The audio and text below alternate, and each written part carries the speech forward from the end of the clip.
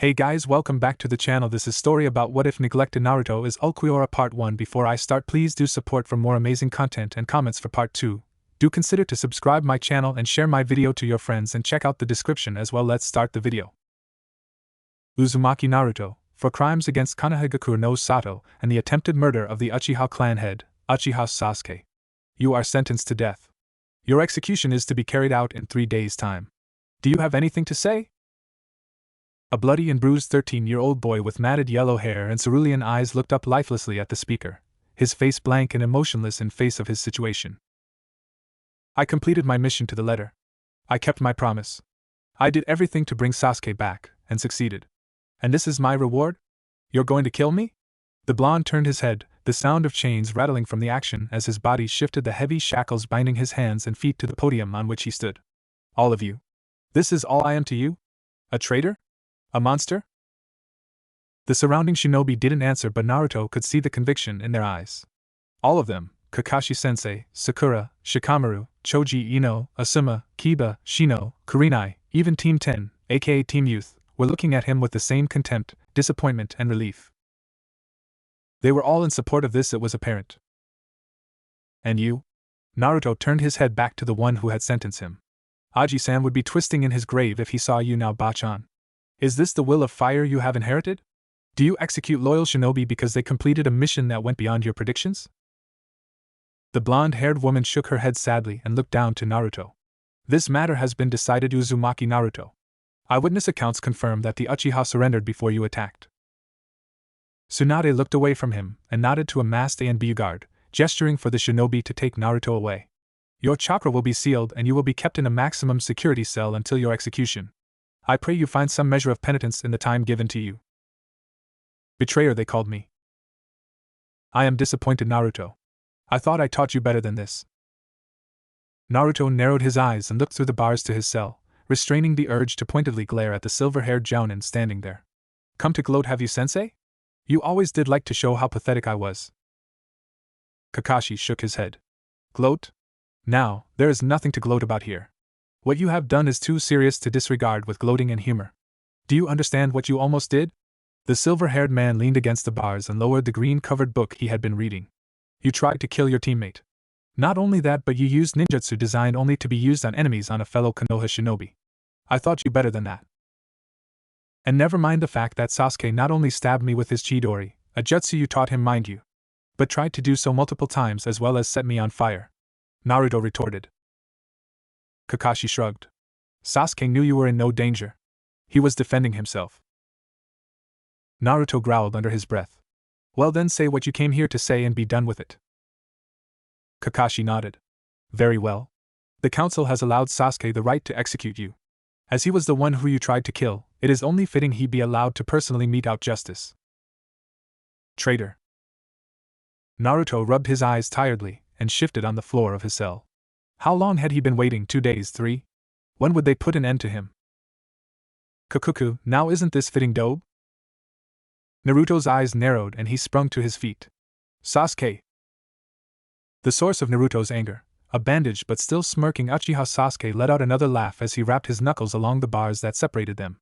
Finally, Konoha finds a place for you. Don't you find it interesting that you are the one behind these bars and to be put to death while I am out here, free as a bird and praised as a hero? Naruto ground his teeth together and advanced on the Uchiha, stopping only when the chains connecting him to the wall pulled him to the floor. Kakuku, still a slow learner then. Let me explain. Sasuke's eyes shifted and Naruto watched as a fully mature Sharingan lit up the otherwise dark room. I am the last loyal Uchiha. My eyes promised the continued authority for Konoha over the rest of the world. When you dragged me back here, the council came to me with an interesting proposal. I helped them kill you and remain loyal to Konoha, and they will give me all the power I could ask for. Which they already have started to do, mind you. Sasuke pointed out. I have been inducted into a program made just for me that puts me on the fast track to become an ANBU officer, and when I kill you I will be granted the Mangekyo Sharingan, and become even more powerful than you. Naruto shook his head. Idiot. You will never be stronger than me.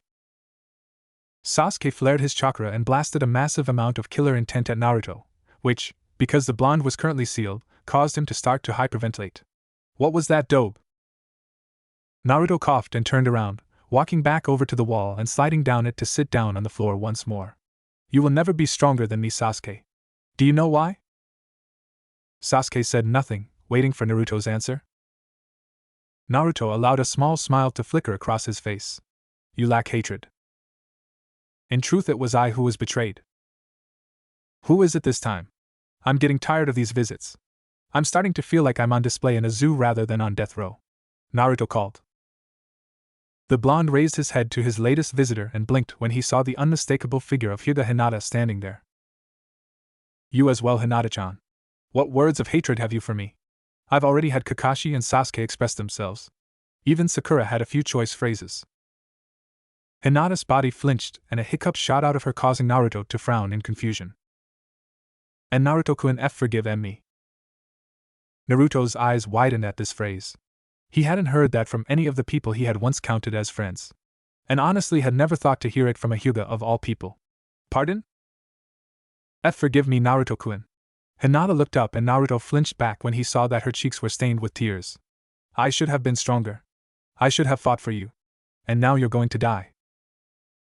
Naruto let out a long breath and forced a smile on his face, trying to comfort the only person who seemed to be saddened even the slightest at his coming demise. Hey, don't look so down, Hinata-chan. It's not that bad, really. How? Hinata almost screamed, fresh tears pouring. They're going to have you executed because you had to hurt that Uchiha to bring him back. How could it possibly get worse? Now Naruto was completely shocked. He had never expected to hear Hinata say things like that, let alone in a loud voice. It was almost funny to hear her swear. Well, Naruto scratched the back of his head, trying to think of a way it could have been worse. They could have made the punishment torture until death. He briefly thought drearily.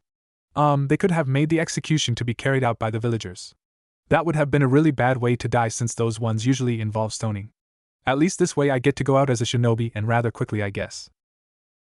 Hinata shook her head. It's not fair. Uchiha Sasuke should be getting this punishment, not you. Tsunade was furious when the council put forward this. Naruto blinked.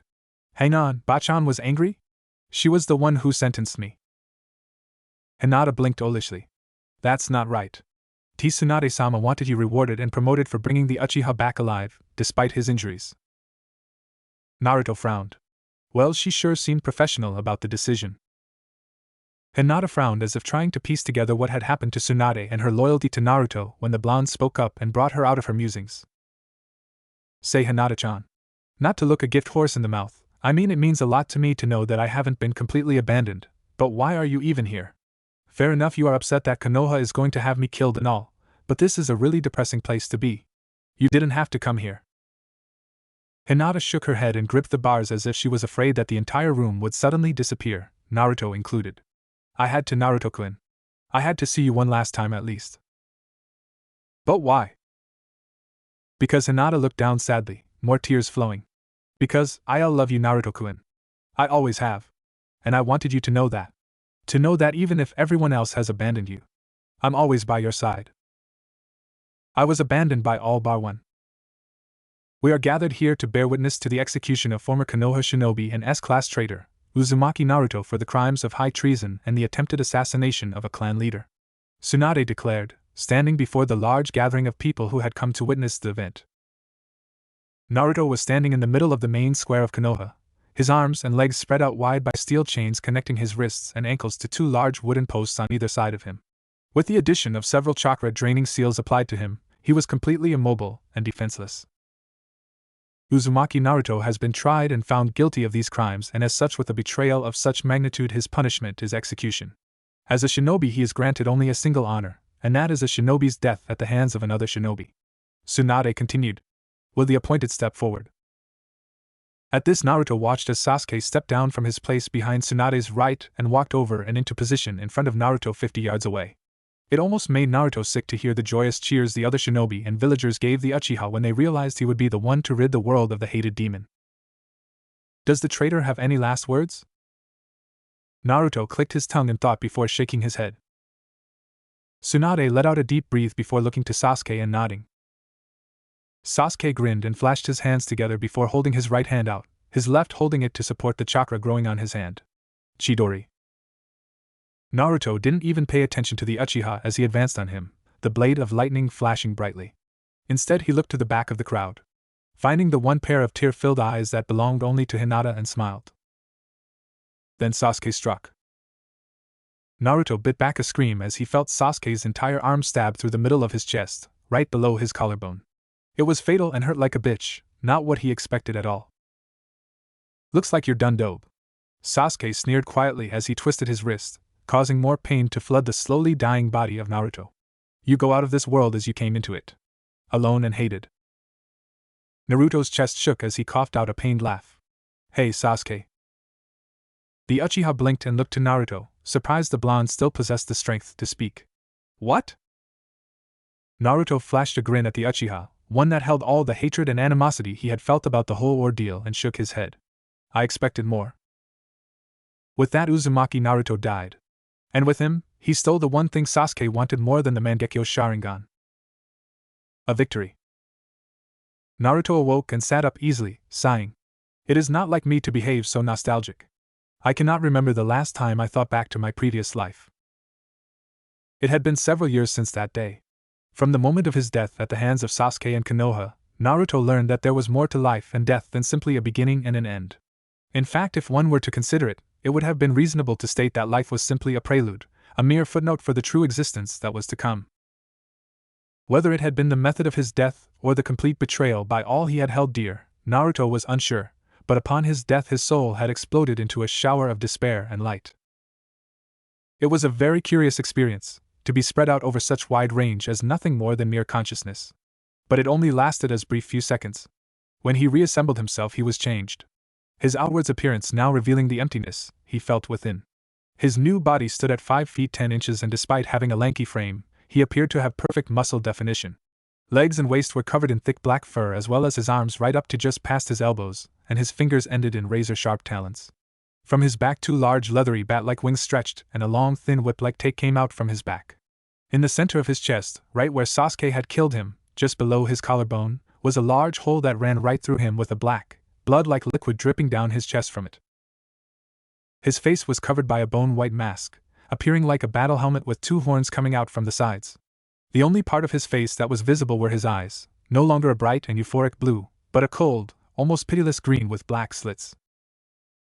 Upon his transformation and taking in his new, more bestial appearance, Naruto had spoken. "It seems that Uzumaki Naruto is well and truly dead after all. I am not Uzumaki Naruto. My name is Ulquiorra Schiffer."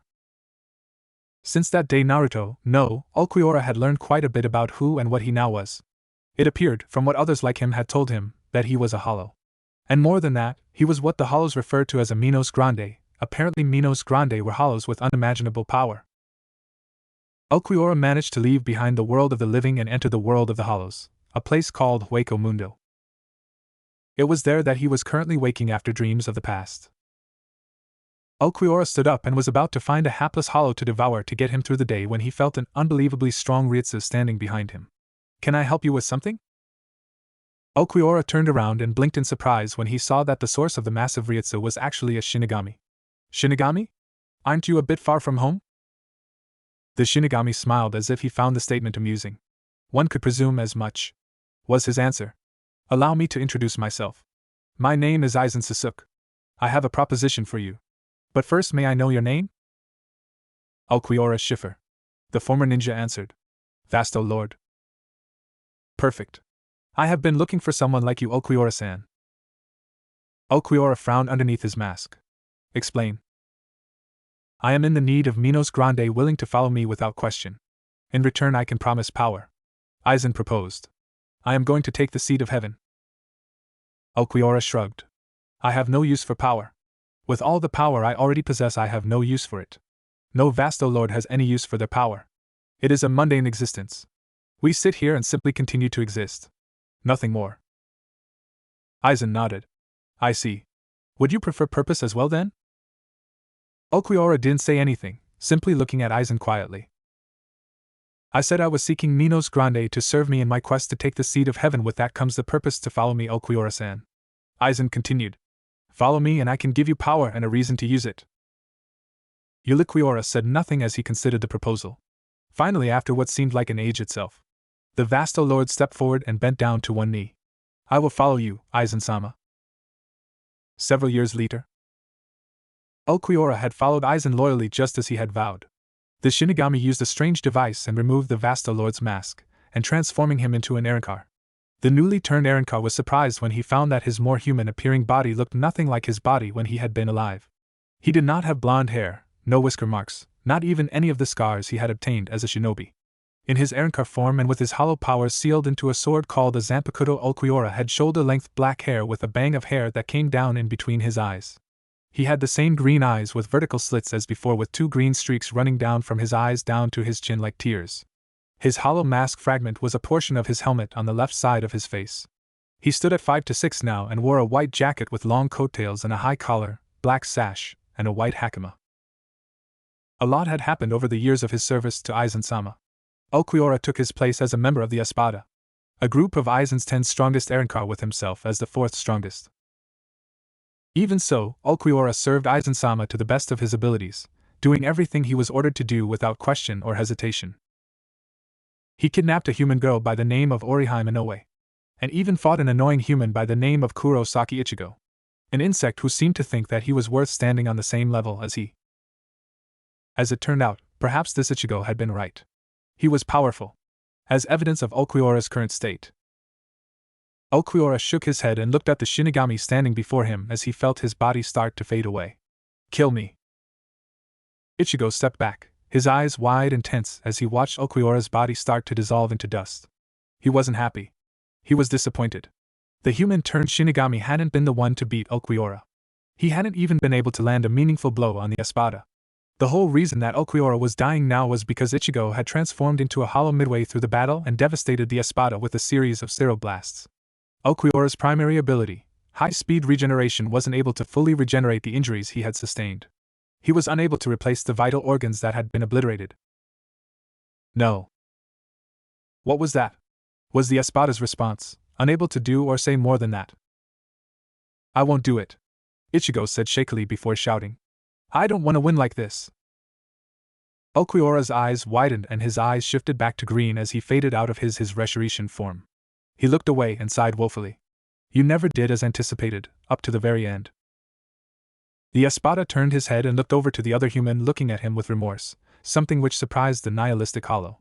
"Right as I was finally growing interested in you people." Ulquiorra reached out a hand to Orihime, his expression as emotionless as ever. "Do I scare you, woman?" "I am not afraid." Ulquiorra looked at the orange-haired woman for a moment, still reaching out to her. He had asked the same question as before, when Aizen-sama had said that Orihime Inoue no longer served any purpose.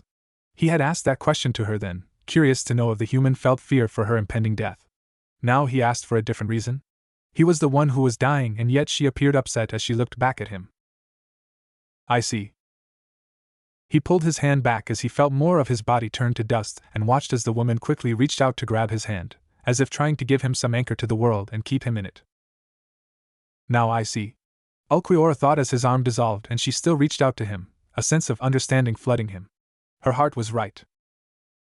Ulquiorra closed his eyes and breathed out the last breath he would take in Hueco Mundo as his body completely dissolved to dust and ash and scattered in the wind. "In my hands?" "White light. Huh, who knew that there actually was a white light in death?" Ulquiorra blinked in surprise at the realization of the thought. Then blinked in surprise again when he actually figured out that he was able to blink in surprise. "Am I not dead?" The Espada looked around to see only more white light before looking down to himself, and his eyes widened and his face twisted into the first actual expression in over 100 years as a hollow. Half of his body was clad in the white clothes of an Espada, his Zanpakuto tucked in the sash. And his other side. On his other side were clothes he had almost forgotten. An orange jumpsuit and kunai holster strapped to his thigh. "What is this madness?" Ulquiorra spoke as he recognized the split forms. His previous life, Uzumaki Naruto, and current life, Ulquiorra Schiffer. "Welcome Uzumaki Naruto and Ulquiorra Schiffer. Although I take no pleasure in saying this, I have been expecting you." Ulquiorra turned his head and his currently mismatched eyes widened when he saw himself suddenly standing in a vast white room before an equally large golden throne. "This is..." The occupant of the throne nodded and looked down to the dual soul. "This is the throne room that your Aizen-sama wishes to enter. I have many names. The Shinigami King, Kami-sama. Buddha, Zeus, Jupiter, God, Jehovah. Ulquiorra looked at the occupant of the throne and narrowed his eyes in slight confusion when he saw this ruler that Aizen-sama believed to not exist. He, whoever this being was, appeared to be nothing more than a 10-year-old boy. A mere child even to humans. The boy had no hair on his head to speak of but several intricate and finely detailed tattoos covering the bald dome. The being's eyes were a myriad of color, shifting through all the colors of the spectrum. The being, this Kami-sama, was wearing a simple outfit consisting of a pair of denim jeans and a really corny-looking Hawaiian shirt decorated with red and yellow flowers. "Are you not going to greet me, Espada-san?" Ulquiorra nodded slowly and bowed his head down in grudging respect to the Shinigami King, unable to think of any response worth speaking to the god. "I guess that is as good as I can expect then," Kami-sama sighed, shaking his head. "Now then, I suppose you want to know why you have appeared here since you should be dead?" Ulquiorra nodded. "Correct. Kurosaki Ichigo destroyed my body. I should not exist. I have no reason to." The Shinigami King let out a sad sigh and held his head in his hands as he looked at the dual appearance of the Espada. "You should have had reason to, though. A deity I may be, I cannot control fate. However, the book of Uzumaki Naruto was not supposed to come to a close at the tender age of 13. You were never meant to bear the burden of containing the Kyuubi no Kitsune all those years ago. Regardless of fate and what was meant to be, Lord. In the end, I was the container for the Kyuubi. And my life was but to an end at the age of 13. Ulquiorra stated. "Be that as it may, this was not supposed to happen," the Shinigami King continued. "It is for this reason that I have brought you here. But first, I have a question for you. It is about the current state of your appearance." Ulquiorra looked down at his body again, taking in the dual appearances.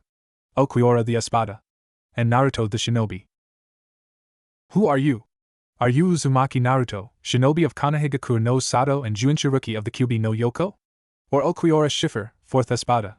the Shinigami King asked. "Answer my question. I will not judge you for your decision." Ulquiorra held out his hands and looked at the two, his pale left hand and tanned right. "I am Ulquiorra Schiffer. I have found more purpose and reason as an Espada than I ever did as Uzumaki Naruto." The Shinigami King nodded in understanding. "I see. But answer me this. You say that you have found more as Ulquiorra than as Uzumaki Naruto. What of the Hyuga? Hinata was her name. Did you find someone in Hueco Mundo to replace her?" Ulquiorra's eyes widened at the name. "Hinata-chan?" Because Hinata looked down sadly, more tears flowing. "Because I love you, Naruto-kun. I always have. And I wanted you to know that. To know that even if everyone else has abandoned you, I'm always by your side." Ulquiorra looked away from the Shinigami King and down to his Naruto's side. Hyuga Hinata. The one person, human, hollow and Shinigami alike, that had tried to be there for him. The only one who had been there for his death, as Uzumaki Naruto. The closest he had come to her as Ulquiorra Schiffer was in Orihime Inoue. They both had the same hidden fire. The same unyielding gentleness in them. It was also the same reason he had targeted Kurosaki Ichigo so fervently. The orange-haired human had served as a reminder of the once living Uzumaki Naruto. It had been uncomfortable to punish the human for unknowingly serving as a reminder, but Ulquiorra had felt that it had to be done, that Kurosaki Ichigo needed to be made aware of his own foolishness for the blind faith he had in his friends. It had not served Uzumaki Naruto, and it would not serve Kurosaki Ichigo. At least, that had been the Espada's belief. "I do not require someone like Hyuga Hinata. I have acquired the heart of Orihime Inoue," the Espada answered finally. "Her heart?" The Shinigami raised an eyebrow. "Have you disregarded the Hyuga woman so completely, Ulquiorra Schiffer?" Ulquiorra shrugged. "Hinata-chan is better off without one such as me. A love that she proclaimed cannot exist. I have never seen such a thing, so it cannot exist. Hinata-chan will have found someone to replace her so-called love." The Shinigami King shook his head and stood up, walking over to a single picture frame that decorated the wall to his left. He turned to look at Ulquiorra and gestured for the Espada to join him. Ulquiorra obeyed and stepped over to the Shinigami King. "Through this frame I view the world. Allow me to show you the Hyuga Hinata you have tried to forget."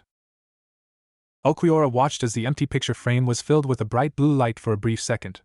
When it cleared, the Espada saw a sight he thought never to see again. Konoha. The view showed an eagle-eye view of the village. He could see all of the sights he had once loved. The Hokage Mountain. The Great Fire Gates. Even Ichiraku's ramen stand. The scene shifted to a well-kept room, and Ulquiorra's eyes softened for the first time in 100 years when he saw Hinata kneeling before a small shrine in her room. She appeared to be in the middle of prayers to whomever the shrine was dedicated to, and Ulquiorra was almost sad to see that he had missed so much in the time he had been dead. It was a curious thing. In the 100 years he had been in Hueco Mundo, it appeared that only as much as 3 short years had passed in Konoha. Hinata had grown into a beautiful woman. Her dark lavender hair had grown long and hung midway down her back. She was wearing a light gray and purple jacket and a pair of shinobi cargo pants, and it appeared that her bust size had grown along with her, making her one bombshell of a woman.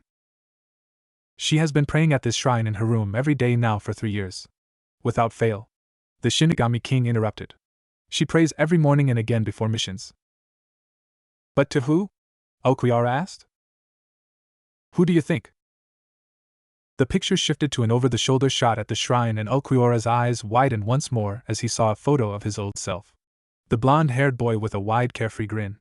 Next to the photo was a scratched and worn Konoha headband, and behind that was a chipped ramen bowl. Naruto-kun. I miss you. Konoha has gotten really bad since you left. Hinata's voice echoed through the frame. The council has removed the Hokage and rules Konoha. Everyone has changed. I wish you were here, Naruto-kun. Ulquiorra looked away from the image and stepped away, unable to watch any longer. Why do you show me these things? Is this a punishment for aiding Aizen-sama? The Shinigami King shook his head. Not at all. It is my hope that what I showed you would be enough to give you purpose. Purpose? Ulquiorra looked back to the deity. What purpose can you hope to inspire through images of a world long since taken from me? The Shinigami King smiled. For the same reason I brought you before me. I offer it as a form of penitence on my behalf. For allowing you to die in such a manner so quickly. I am prepared to return you to the world of the living. To the elemental nations in the form of your desire. I do not understand. What do you wish? Would you prefer the natural order of things as with all hollows and be sent to either the Soul Society or Hell? Or will you take my offer and return to the elemental nations as either Uzumaki Naruto or Ulquiorra Schiffer to be with the woman who still loves you? Uzumaki Naruto was killed by the people he thought his family. He will never return to the elemental nations. But neither do I wish to go to Soul Society. Ulquiorra answered. I am an Espada. I am Ulquiorra Schiffer. The childlike deity looked at Ulquiorra for a moment before returning to the throne, leaving the frame locked on Hinata as she continued to pray at the shrine to Naruto. You wish to stay as Ulquiorra? I cannot say I am surprised. As an Espada you had a power that was well and truly your own. I cannot say I blame you. Uzumaki Naruto was killed by those precious to him, while Ulquiorra died an Espada's death. You must hold quite the hatred for Konoha. I hold no hatred for Konoha. I feel nothing for the village that condemned me. However, I would like a chance to live a life. A full one this time. The Shinigami King nodded and stepped up to Ulquiorra. Then you have reached a decision. Good. I shall give life to Ulquiorra Schiffer, and you will be given a second chance in the elemental nations as you are. The deity reached out and pressed a small hand against the Espada side of Ulquiorra. I must be honest, I cannot deny that I am curious to see how your world evolves with the living Espada. Ulquiorra felt a heated sensation run through his body and looked down to see the Naruto half of his body disappearing as his Espada uniform returned. When the Naruto half of him was completely gone, and he was fully Ulquiorra once more, the Espada felt the same sensation as before when he had turned to dust start to overcome him and looked over to the Shinigami King. You will awaken the elemental nations, Espada-san. However, if I may offer some parting advice. Make your way to Sunagakure. Your friend Gaara appears to be in need of your help. With that, Ulquiorra's vision returned to white and he knew no more. Ulquiorra awoke once more and his eyes immediately widened when he felt an almost forgotten sensation. It was something that was indescribable. He was lying on a bed of wet grass. For the Arankar it felt almost foreign and wrong. He who had known sand and nothingness for almost a complete century. To be lying now on the ground and feeling the morning dew moist grass against his skin. Ulquiorra was content to just lay there and enjoy the feeling of the grass when the Shinigami King's parting words echoed through him. Make your way to Sunagakure. Your friend Gaara appears to be in need of your help. At this the Espada rose to his feet and using his pesquisa, his ability to detect and identify spiritual pressure, he located Suna through finding a concentrated source of wind energy. He couldn't remember what Gaara's energy felt like, so he wasn't able to try and locate the Ichibi Jinchuruki, so he just focused on the wind energy, knowing that Sunagakure was the hidden village of wind, so it was logical that it would have a high concentration of wind-based energy. When he had a lock on it, the Espada filed the location away and gathered his Ryutsu. In an instant he vanished in a blur, with the only sound to announce his departure being the sound of static. Ulquiorra used Sonito several times to leave the rich greenery of the forest he had woken in, and after a few minutes he entered a large desert. He had never been to Suna during his previous life, but he was nonetheless mildly interested when he saw signs of ancient civilization scattered throughout the sand dunes. As he flew over the desert, he noted a ruined temple, a broken statue. From the looks of the desert, it appeared as if it had not always been there, and that there had once sat a grand city. In a way, it reminded him of Hueco Mundo. With the exception of Las Noches, there were the occasional ruined temple and stone building out in the endless white desert.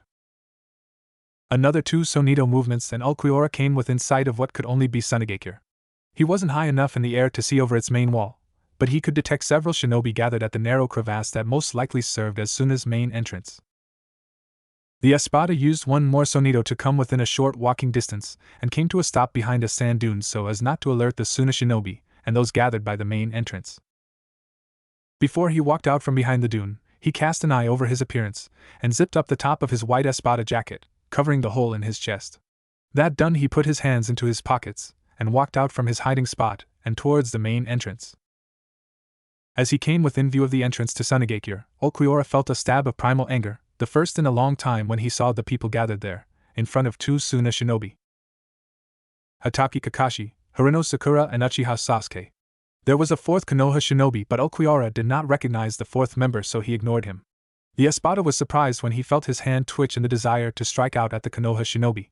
He instantly smothered the urge and approached them smoothly. It wasn't until he was standing next to Kakashi that the Konoha and Suna ninja noticed him, jumping back when they saw the lanky pale-skinned stranger standing there, as if he had always been there. "Identify yourself, stranger? Where did you come from and why are you here?"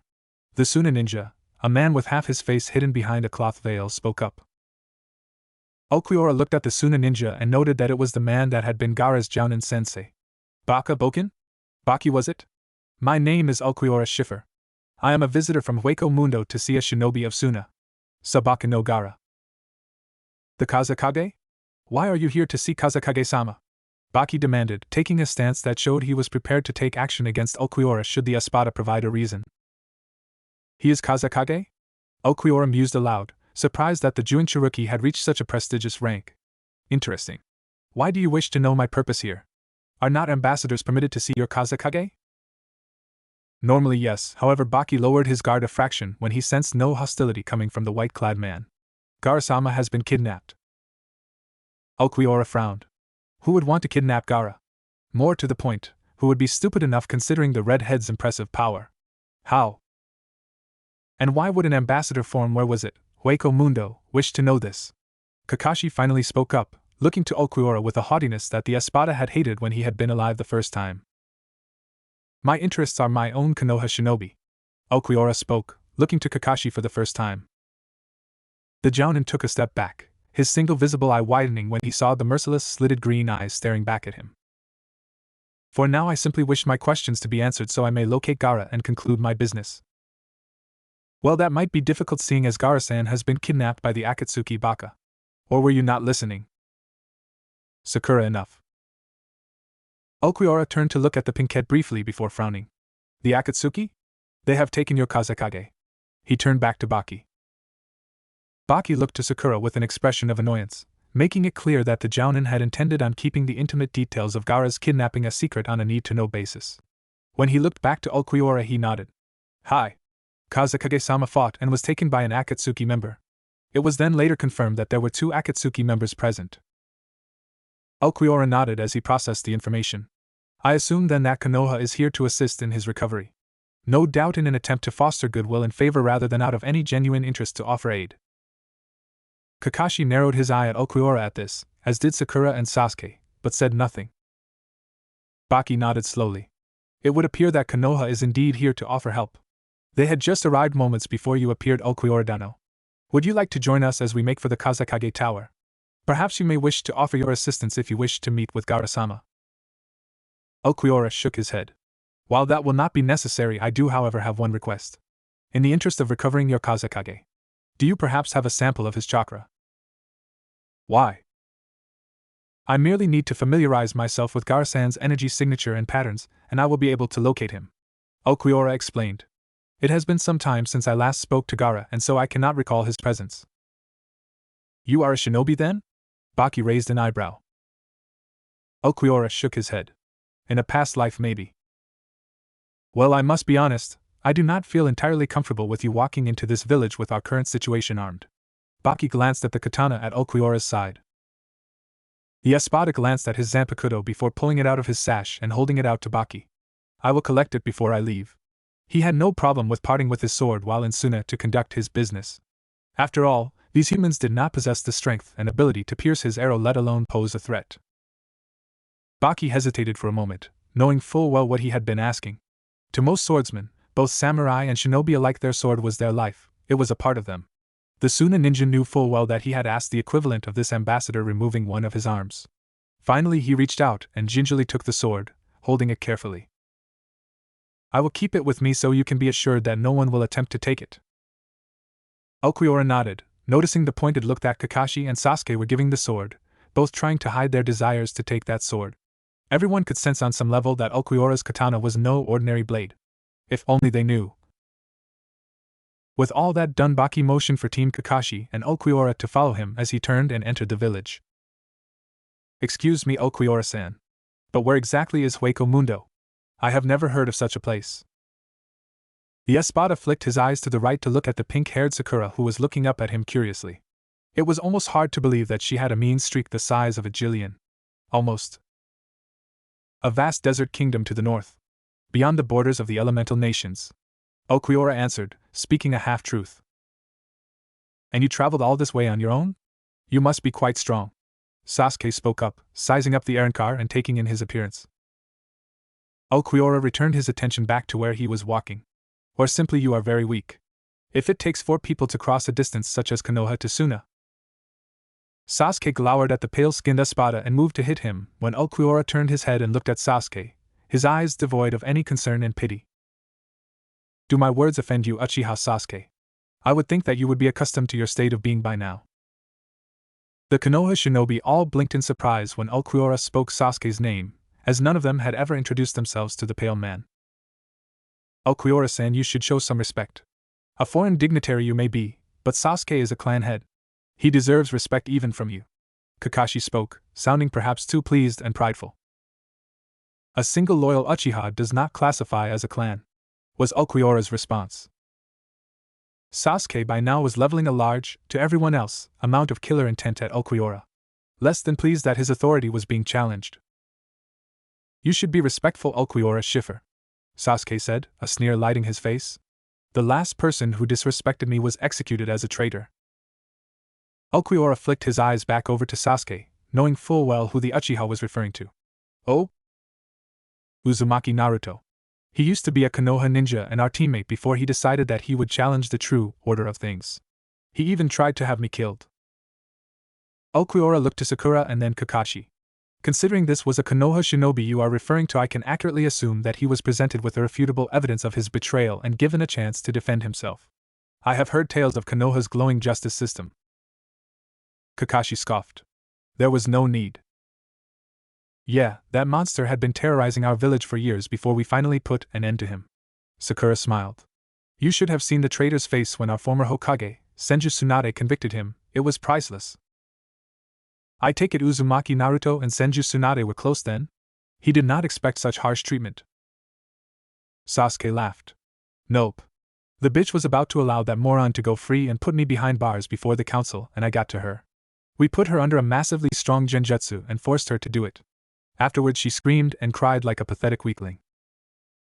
Okiura nodded, noticing with passive interest that he seemed to be becoming quite emotional over the matter. It was strange to feel genuine anger after so many years. Perhaps I shall visit Konoha in the future. I am sure Hueco Mundo would like to trade with Konoha greatly. Oh, what does Hueco Mundo trade in? Kakashi asked with interest, pleased that the story of how they had executed such a traitor seemed to have sparked what could appear to be trade negotiations. Okiura's mouth twitched into a smirk and he looked over to Sakura and Sasuke as if sizing up livestock. Human life. The Konoha team froze at that, feeling the wave of despair that seemed to wash off of Okiura as he looked at Kakashi's 2 students before leaving them and catching up with Baki. I apologize, Okiura-san, Baki said in a hushed tone as the espada joined up with him. Konoha has fallen in the past few years. According to Kazekage-sama, that ninja, Uchiha Sasuke actually tried to abandon Konoha in favor of one of Konoha's S-class missing ninja, Orochimaru. Uzumaki Naruto was part of the team sent to retrieve the Uchiha, and when the Uchiha resisted, Uzumaki Naruto was forced to use force and bring back the traitor in an injured state. It was because of this that Konoha had him killed, twisting the reality of things. Ulquiorra nodded. Pardon me for asking a question I have no business to, but why does Suna remain an ally of Konoha if the relationship is less than favorable? Konoha has applied a threat of war should we negate the treaties we have with them. Even a neutral stance will have them attack us. And Suna does not have the military might to defend against the combined forces of Konoha. Things are even more tense with the Konoha Council now in charge. Ulquiorra raised an eyebrow. I have heard of this in some fashion. The seat of Hokage has been abolished? Baki nodded, making sure that his voice was now enough so that not even Kakashi could hear the conversation. Shortly after the execution of Uzumaki Naruto, the council staged a coup against the Godame Hokage Tsunade-sama. They overthrew her and locked her in a cell. There is speculation on what sparked this move. Rumors flew that Tsunade-sama had been planning to have Uchiha Sasuke brought to trial for his affiliation with Orochimaru. The official story that Konoha released was that Tsunade was an Akatsuki spy and was working with Uchiha Itachi to kill Uchiha Sasuke. Ulquiorra nodded. When Gaara returns, I would speak with him on this matter. Baki nodded and ended the conversation as they arrived at the Kazekage Tower. They entered the building, and after a few minutes and flights of stairs, the group entered a small infirmary, occupied by Gaara's siblings, Temari and Kankuro. Ulquiorra stepped to the side, hands still in pockets, as Sakura stepped up to the injured Kankuro and started treating him. While she was doing that, Baki walked over to Temari and whispered in her ear before walking back over to Ulquiorra, the blonde following. This is the Kazekage's sister, Sabaka no Temari. Temari-san, this is Ulquiorra Schiffer, an ambassador from Hueco Mundo, Baki introduced. Temari nodded, her face stained with tears while still trying to look calm and determined. Baki-sensei tells me that you may be able to find Gaara. Ulquiorra nodded. I simply need a sample of his chakra. Do you have any of the sand from his gourd, perhaps? Temari nodded and pulled a small vial out of her pocket, the glass tube filled with sand. Gaara asked that Kankuro and I both carry these, so he could always find us. Ulquiorra nodded and looked at the vial. As soon as he had the energy signature, he cast out his pesquisa. After a few seconds, he found a trail of Gaara's energy that started just outside the village and revealed a discernible path of where Gaara had been taken. May I speak with you in private? The Espada looked at the two before flicking his eyes at the clearly eavesdropping Kakashi. The two Suna-jounin nodded and led Ulquiorra out of the room. Kakashi-san, Temari and I will show Ulquiorra Schiffer to a room where he may wait for you to return with Gaara. I will be back in just a moment. The silver-haired ninja nodded and turned his attention to the workings of his female student, as she removed what appeared to be poison from Kankuro's body. Outside the room, Baki and Temari led the Espada up to the top floor and into Gaara's office. Once inside, Baki flew through some hand seals and muttered a phrase under his breath. The resulting effect was a brief flash of purple along the walls of the room. I have sealed the room. No sound will travel outside these walls, Baki explained. Ulquiorra nodded. Gaara has left a trail of his chakra for you to follow. It appears that during his battle with the Akatsuki just prior to his capture, he kept his sand armor on him so that as he is taken it will crack and fall away, leaving a trail of his sand for you to follow. How do you know that Gaara encases himself in an armor of sand? Temari asked, not fully trusting the almost white-skinned stranger. I have seen Gaara use it before, Ulquiorra answered. Although only once, it was enough. At any rate, the reason I asked to speak with you in private is so that I can inform you that I know where Gaara is and I will be going out to retrieve him at once. Why don't you want the Konoha shinobi to know? These are two Akatsuki members we're talking about. You could use all the help you can get, Baki pointed out. Ulquiorra shook his head. A mere human does not have the power to be a threat. And I have no desire to be limited by Konoha.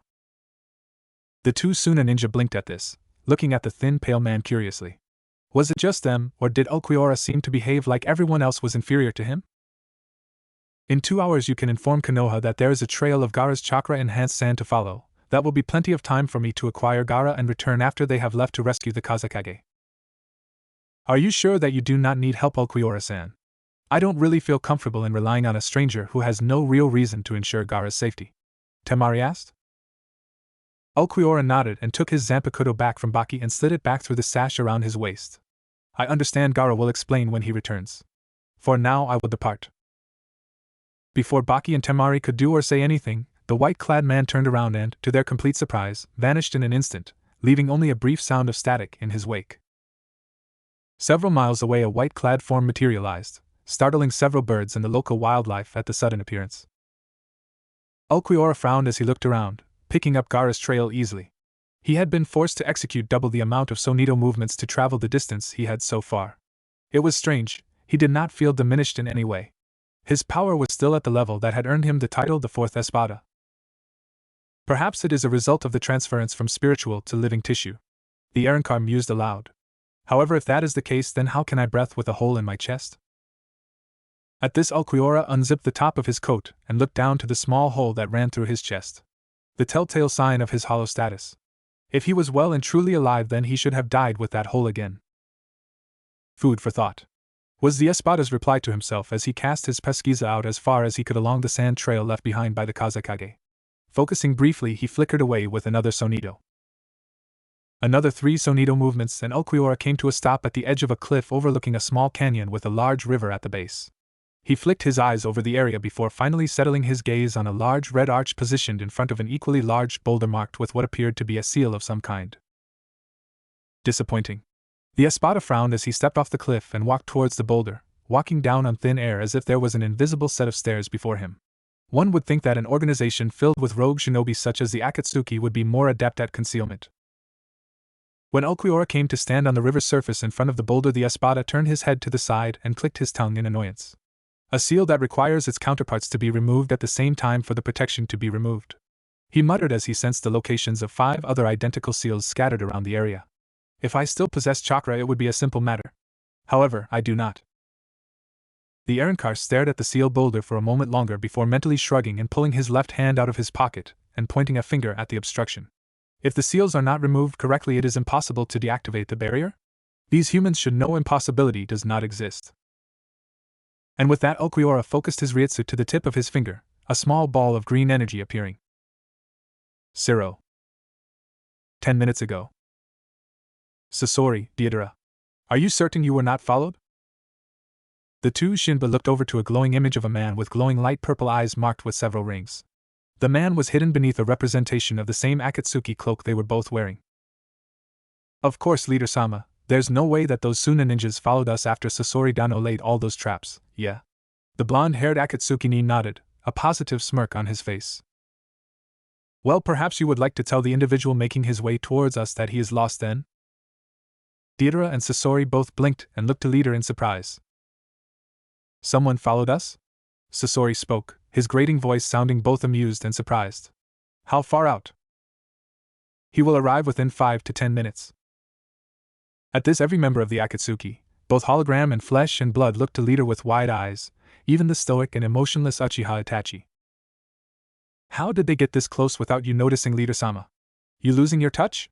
One of the other members said with a laugh, his blue eyes filled with mirth. Enough hiding. This is a serious matter. We are only 50% complete with the extraction of the Ichibi. Leader glared at the blue-eyed Haiden. If we are interrupted now, then we will have failed and our goal will prove to be that much harder. Well then, send out one of us to deal with the upstart? I'm itching for a good fight. An Akatsuki with beady white eyes and spiked hair spoke. The intruder is too close now for an intervention team to stall for time, Kisame. Our best bet lies in the barrier seal protecting the entrance. With luck, the barrier should hold long enough for us to complete. It will take some time to locate all the seals, and this intruder is no Hyuga. Leader shook his head. For now, everyone focus as much chakra as you can spare into the removal. Sasori, Deidara, prepare for the arrival of the intruder. It is inevitable he will penetrate the defenses. No sooner had this order been given when Leader's eyes flicked over to the entrance, widening slightly, the only outward sign that he was surprised. He is here. 8 other sets of eyes widened and snapped toward the blocked entrance. Shocked that the intruder, who had been 10 minutes' travel even for a Kage, had suddenly appeared at their front door in mere seconds. It will take some time to penetrate the barrier. Sasori, Deidara, prepare. No sooner had this order been given when the entrance exploded violently as a beam of green energy. Every member of the Akatsuki, even the stoic and unfeeling Sasori, shivered at the feeling the blast gave off. It felt wrong. Empty and completely inhuman. As the blast of energy faded, the Akatsuki heard the sound of footsteps approaching. Sasori and Deidara quickly jumped down from their positions and faced the entrance, trying to peer through the dust and debris that had been kicked up in the explosion to identify the intruder. Impressive. The barrier was stronger than I anticipated. A cold, unfeeling voice commented from within the dust cloud. I do hope that the strength of your barrier reflects on your own power. It would be regretful to overestimate you. When the cover thinned, the Akatsuki were given their first view of the mysterious intruder. Deidara's eyes widened when he looked at the figure. A slender man with pale, deathly skin wearing a completely white outfit and a sword strapped to his side. The man had a face that was so unique and blank that it actually inspired in the blonde. Green eyes with black slits and 2 green streaks running from his eyes down his cheeks like tears. Black hair that hung down past his ears, a black upper lip and what appeared to be a fragment of a bone-white helmet on the left side of his head. I must commend you, stranger. I did not expect you to possess the power to destroy my barrier. Leader complimented, recovering first. Do you have a name? Ulquiorra Schiffer. The man spoke, the same empty tone carrying out of his mouth. You must be the Akatsuki. And why are you here? You do not seem to be a Shinobu loyal to any village. So why have you come here? Ulquiorra raised a hand and pointed to the body floating in a bubble of blue energy in the middle of the room. Gaara. I will be taking him from you. Leader said nothing as he looked at Ulquiorra before shaking his head. A foolish endeavor. Sasori, Deidara, dispose of this annoyance, and resume the extraction. The two nodded and went to move when Ulquiorra spoke up. It seems that you have forgotten the reason I am here. And that is to rescue Gaara. I will be doing this now. Not after you have extracted his biju. Before any of the 2 actual present Akatsuki could counter or even attempt to prevent Ulquiorra from moving, the Espada lifted his left hand and pointed at the looming silhouette of the multi-eyed statue that was sucking the Ichibi out of Gaara. Every member of the Akatsuki gaped and their eyes widened, even the stoic Itachi and leader, when streaks of black and green light started to appear from nowhere and gather at the tip of Ulquiorra's finger, forming a small orb. As impressive as the sight was, the spectacle was muted to the incredible and nail-biting fear that they all felt from the mere aura of the energy.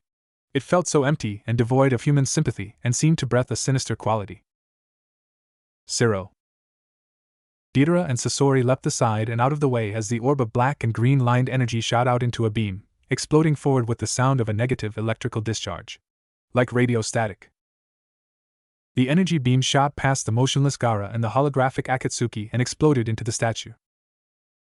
Ignoring the urge to take stock of the devastation, Ulquiorra vanished from sight through the use of Sonido and appeared below Gaara, catching the red head and moving instantly back to the entrance, placing him there and checking his vitals. As he did so, the Espada turned his head to look at the statue as the debris cloud dissipated. The Espada clicked his tongue in annoyance when he saw that the damage done to the weird-looking statue was purely superficial. At most, the worst he had done to the statue was chipped a tooth. My Zero seemed to be weaker. Strange. The pale-skinned Arankar mused aloud as he nodded minutely when he located a weak but stable pulse in Gaara. The Kazekage was still alive. Oi, we ain't done with him, give him back.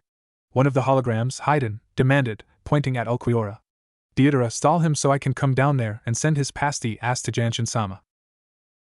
Ulquiorra raised an eyebrow and looked up to the blue-eyed Haiden. Curious. I did not think humans were so eager to end their lives. Perhaps I really have been too long separated from humanity. This caused several Akatsuki members to blink in confusion at the detached way Ulquiorra had referred to humans. As if they were separate to him. No matter. Ulquiorra mused as he returned his hands to his pockets as he stood up and stepped away from Gaara, turning to face Deidara and Sasori with an almost bored expression in place. When I am done here, I will have ample opportunities to refresh myself. The moment he had finished speaking, Ulquiorra faded out of sight in another static-sounding blur, only to reappear behind Sasori's hunched form, his right hand raised. There was the loud sound of wood being shattered as Ulquiorra delivered a devastating backhanded slap to Sasori, shattering his body. Or at least it would have had the body that Ulquiorra bitch slapped to hell not actually been a puppet. The real Sasori jumped out of the shattered remains of his puppet, having been safely shielded from Ulquiorra's strike. The real Sasori turned to face Ulquiorra, and the Espada noted with mild interest that the Akatsuki member, despite feeling to be older, appeared to be as young as 16, maybe 18. The puppet master had mess red hair and smooth, almost marble-carved features. He too wore an Akatsuki cloak. There is no cause for fear, puppet master. Ulquiorra turned his head to Sasori. You need not cower within your puppets to face me. It is expected for you to feel some sensation of fear. A measure of intelligence even. Sasori's expression didn't change to what seemed like a highly arrogant and cocky taunt as he merely walked back to stand next to Deidara, who had jumped away from Ulquiorra when the espada had struck Sasori's puppet. Geez, that was fast, yeah? I almost lost track of him there. Deidara grinned as Ulquiorra turned to face the two Akatsuki ninja. Shut up, Deidara. If you have time to talk, then you have time to attack. Sasori spoke in a monotone as he pulled out a small scroll from the back of his cloak. There was a brief explosion of smoke from the scroll as Sasori unrolled it, which, after it faded, revealed a tall humanoid puppet with long messed brown hair wearing a tattered cloak. Let's end this quickly and get the Ichibi Jinchuruki back in place. The redhead finished as he flicked a finger. The puppet twitched before shooting towards Ulquiorra, gears and joints turning and making a cracking and popping sound as it flew at the pale Arrancar. Ulquiorra didn't move as the puppet approached, merely holding his hand out ready to bitch slap another puppet to oblivion. The espada's eyes widened a fraction when a black sand-like substance started to flow out of the puppet's sleeves and shifted into the form of a large blade. Ulquiorra parried the blade with his hand as it came down, aiming to sever his arm, and swatted it harmlessly to the side. See, he's just a man, like the rest of the world, Sasori voiced. Ulquiorra frowned and looked down to his hand and blinked in surprise when he saw that there was a shallow cut on the back of his hand, dark red blood starting to leak from it. It cut through my Hyro iron skin. Impossible, this one does not possess the power to breach my Hyro. He is nothing to Kurosaki Ichigo. How? Ulquiorra mused as he looked at the cut with keen interest. My Siro is weaker, so Nito diminished, and now my Hyro is thinner. Why? Ulquiorra snapped himself out of his musings and looked back up to Sasori and Deidara. Curious. Do you not feel fear, Akatsuki? Your behavior is strange. Piss of pasty. Deidara grinned, holding his hands up and revealing a pair of smiling mouths in the palms of his hands. You ain't nothing to worry about, yeah. If we can cut you, we can kill you. Ulquiorra shook his head. More humans who do not know the meaning of despair. He muttered. Allow me to show you despair. Deidara's eyes widened when Ulquiorra vanished from sight, the same static sound heralding his movement. The blonde's eyes widened even further when he felt a hand grip his right forearm. He turned to look at the pale intruder, and screamed out in pain as Ulquiorra's blade sliced through his arm as easy as through the air around them. Ulquiorra tossed the arm away and sheathed his blade before grabbing Deidara by the back of his cloak and tossing him away. Through all this, Sasori hadn't moved to even assist his comrade. Although Sasori was starting to wish he had when he saw that he now had the undivided attention of the raven-haired being. It seems that you and your comrade have been abandoned by your cohorts, Ulquiorra noted, gesturing behind him to where the holograms were, now gone. Abandoned? Or sacrificed? Sasori narrowed his eyes and directed his puppet to attack Ulquiorra. The puppet fired off a storm of iron sand bullets, making it as impossible to dodge as it was to stay dry in the middle of a downpour. Yet Ulquiorra managed it. The espada vanished and blurred around the cave in rapid succession, avoiding every single iron sand bullet with the same blank, almost bored expression in place. Sasori hid his surprise at the ability to dodge the storm of sand over which his puppet, and by proxy he had complete control over, and prepared for his next attack as Ulquiorra stopped moving now that the threat was gone. You are a truly arrogant creature, Ulquiorra. I will enjoy making you into one of my works of art. Sasori spoke, subtly pouring chakra into the puppet. Your high-handedness is astounding. You have witnessed the bloodline that my puppet, the sand-named Kazekage, has. Dominion over the iron sand. Do you really think that his sovereignty ends as soon as the sand has been used once? Ulquiorra's eyes widened as the black sand that surrounded him exploded into motion and rose up to block all exits. In a way, it reminded Ulquiorra of the intelligence gathered on the Shinigami captain of Squad 6, Kachiki Byakuya, and his Zanpakuto Senbunzakura. Seeing that there was no feasible exit, and knowing that the sand could and had penetrated his Hyro, Ulquiorra drew his sword. I will attempt to conclude this swiftly. Enclose, Murcielago. Sasori's eyes widened and his very soul was filled with the most vivid and complete sensation of fear and despair as he lost sight of Ulquiorra in an explosion of black and green energy. Before the energy even began to disperse and give the Akatsuki member a view of the pale man, his eyes widened even further as 3 green lances of pure energy shot out of the darkness. Sasori felt a sharp stab of pain as one of the lances hit the one place his artificial body was vulnerable, the sealed compartment that contained his heart. When the energy surrounding Ulquiorra did finally dissipate, the espada was re-sheathing his Zanpakuto and walking up to the now prone body of Sasori. Do you understand it now, Akatsuki toy? Have you come to terms with your despair? Ulquiorra crouched down to the puppet master. What was that? Ulquiorra blinked in mild surprise when he heard Sasori's voice. A Siro javelin to the heart would have killed a lesser man. You live? Interesting. Your shell of a body is more durable than I believed. No, you have killed me. Sasori twitched his head in a negative shake. My heart is destroyed. I will not exist much longer. I see. Then to answer your question, you witnessed my true power. Ulquiorra answered. True power? Impressive. Sasori's voice was starting to sound scratchy. Like a record player. Before I die, I will impart one last gift to the world. I have a spy close to Orochimaru. I was set to meet him in 2 weeks' time at the bridge at the border of Rice and the land of rivers. Kill Orochimaru for me. With that, Sasori's body shook before it finally stilled, the head falling off as the chakra keeping the puppet body of Sasori fading away. Ulquiorra frowned and removed the ring from Sasori's left hand and slipped it into his pocket before pulling off Sasori's Akatsuki robe and other clothing items.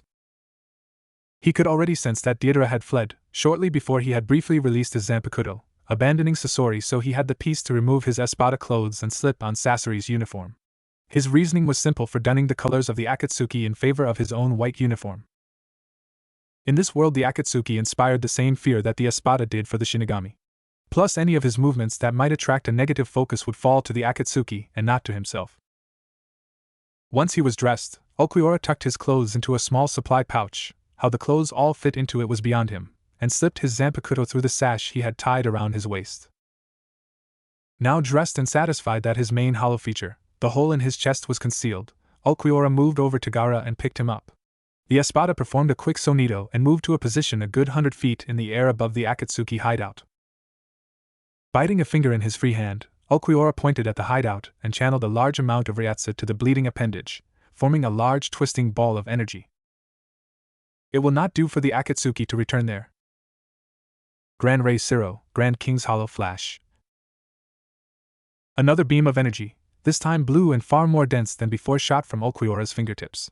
The Grand Ray Siro exploded into the section of forest above the cave and collapsed, filling the cave and destroying everything within it. His work there done, Ulquiorra vanished once more and reappeared in a secluded clearing several miles away from the hideout. Resting Gaara on the floor, Ulquiorra turned and left the Kazekage, heading for the nearest source of water he could sense. The redhead had been through quite an ordeal and would no doubt be thirsty. He had taken no more than a half-dozen steps when he felt his feet being encased inside a generous amount of sand. Hey, Akatsuki? Ulquiorra turned his head to see Gaara struggling to sit up, holding a hand out towards the Espada to direct the sand that was rising out of the ground to further trap Ulquiorra. You are awake. Surprising, I expected you to remain unconscious for a further hour or two. Gaara shook his head to clear his thoughts and forced himself up to his knees. Forcing himself through the intense fatigue he felt, glaring at the pale-skinned Akatsuki man. I'll kill you. Ulquiorra shook his head and turned around, walking over to Gaara, breaking out of the incomplete sand coffin without effort, to Gaara's surprise. When he was standing over the Kazekage, Ulquiorra reached down and pulled Gaara to his feet. I am no ally of the Akatsuki. The clothes I wear are the property of a former Akatsuki member, Sasori. Akasuna knows Sasori? S-rank missing ninja of Suna? Gaara's eyes widened. He had not known that the infamous puppet master was part of the Akatsuki. If you say so. I only knew his name as Sasori. Ulquiorra shrugged. I killed him shortly after rescuing you from the Akatsuki's attempt to extract your Biju. You saved me? Why? Gaara raised an eyebrow suspiciously. Ulquiorra frowned and thought back to his encounters with Gaara as Uzumaki Naruto. Because we are brothers. That one like nearly caused Gaara to fall back to the ground. The significance of that one statement causing the Kazekage to enter a world of surprise and denial. No, impossible.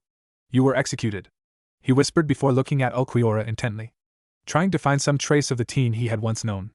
Naruto? Ulquiorra nodded. I was once known as Uzumaki Naruto. My execution and the betrayal of those close to me has changed that. You may call me Ulquiorra Schiffer. But how?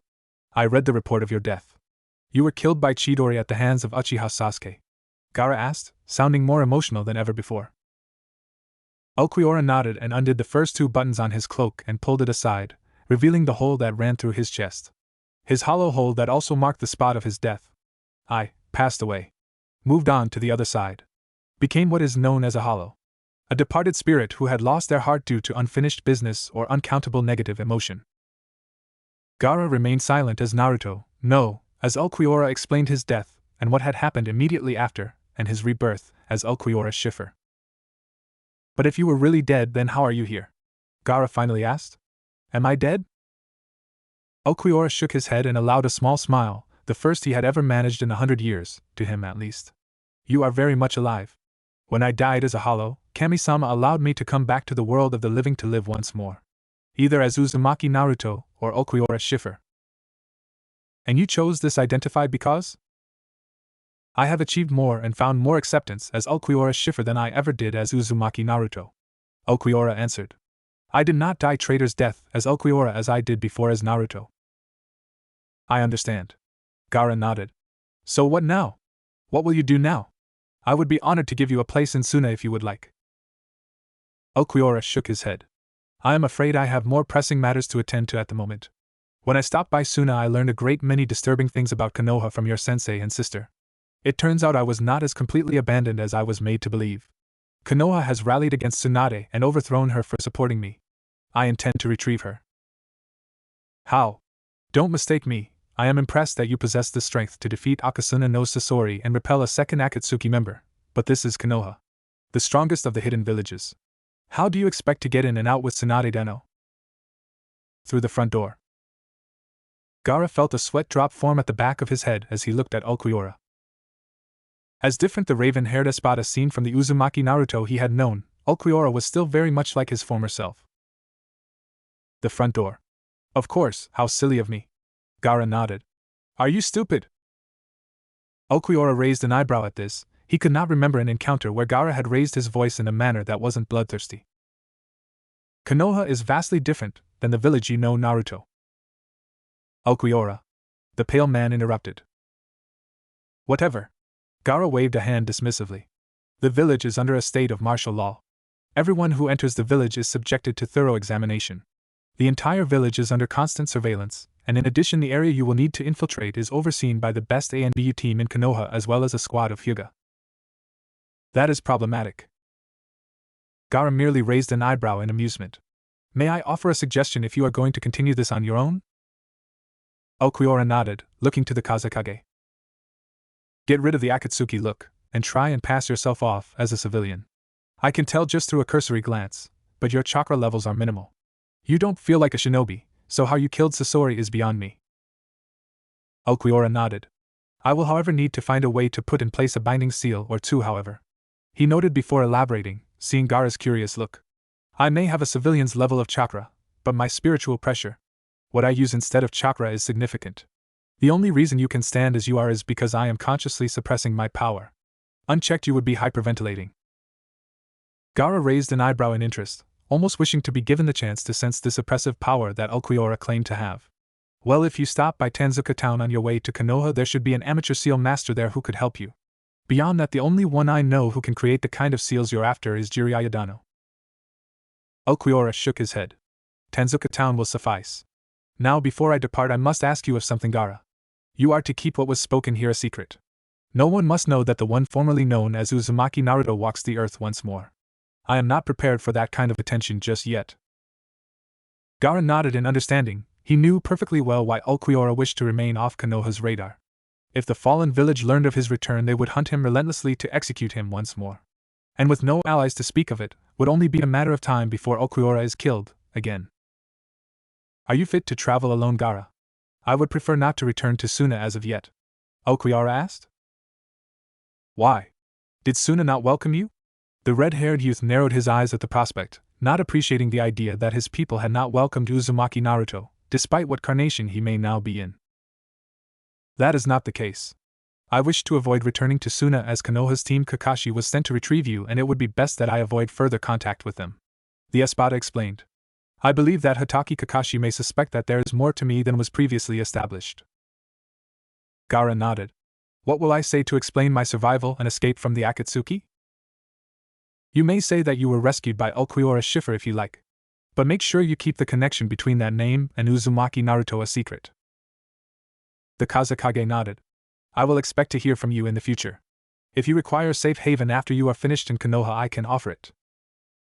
Ulquiorra bowed his head in gratitude. Thank you, Gaara. Now Suna is 235 miles northeast of our current location. If you leave now, you should come across one of your border outposts. I look forward to our next meeting, Gaara. And congratulations on your ascent to the rank of Kage.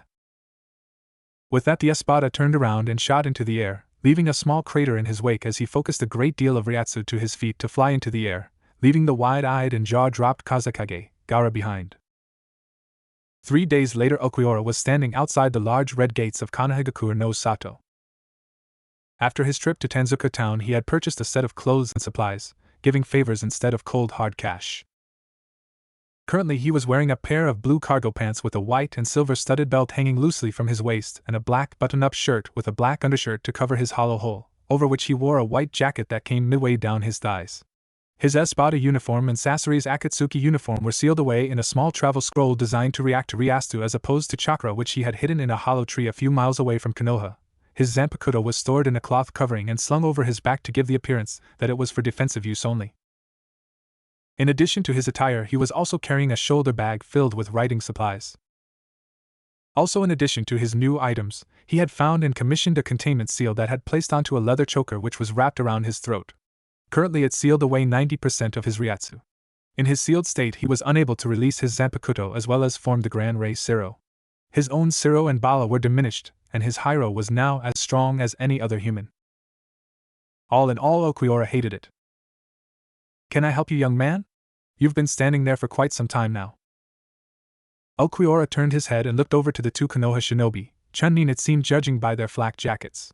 I apologize. I have never been to Konoha before and lost myself in the sight. The two Chunin seemed to accept this as their bodies relaxed back into their seats. Understandable. It happens all the time. Now what brings you to the greatest village in the elemental nations? Ulquiorra resisted the urge to shake his head at the sheer arrogance of that statement, and settled for approaching the two Chunin. I'm an aspiring writer and wish to explore Konoha's many sights and attractions for inspiration of my next book. An author? Do you have any publications out yet? One of the two asked, looking quite docile and believing Ulquiorra's story almost too easily.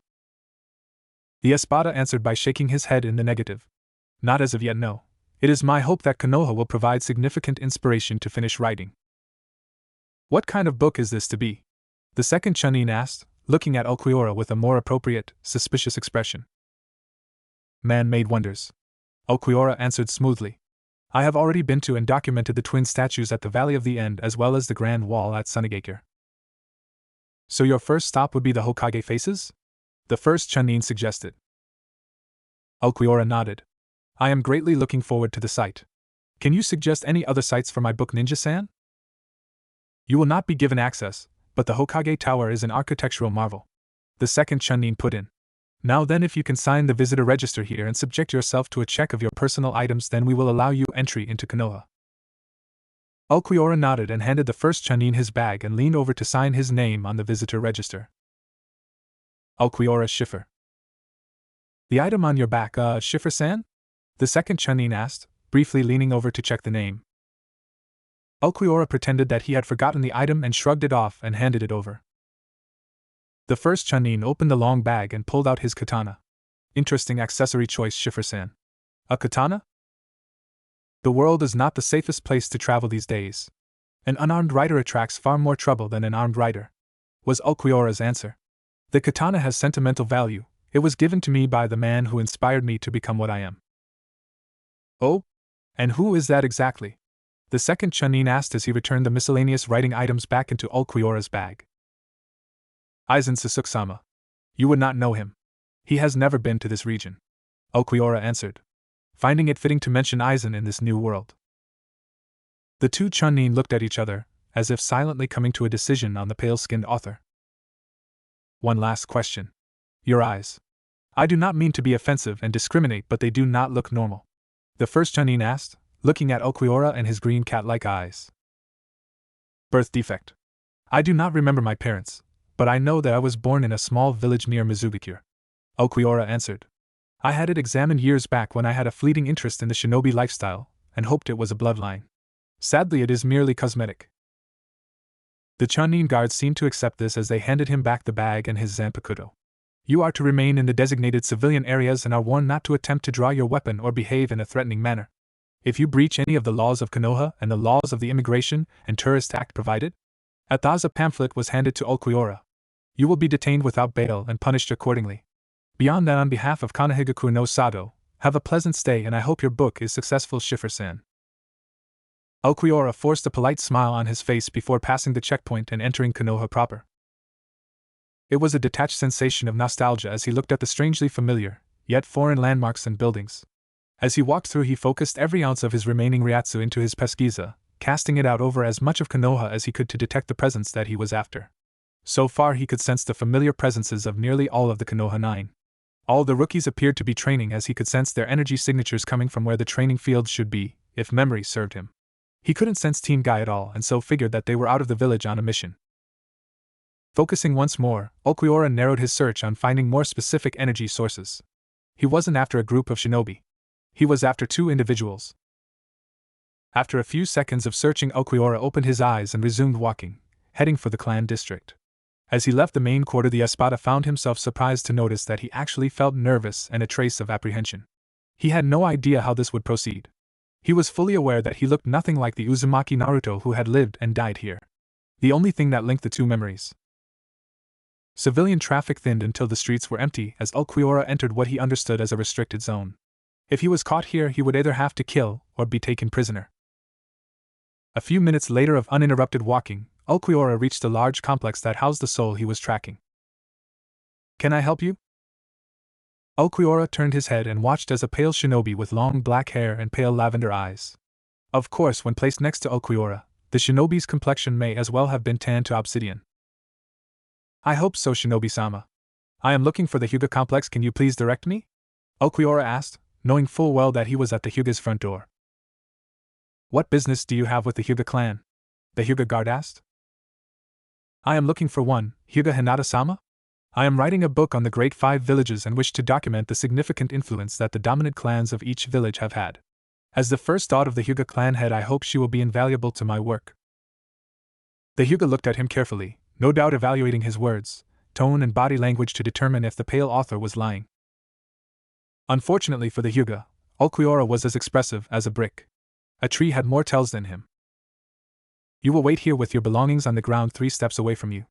I will speak to Hinata-sama and determine if she wishes to see you."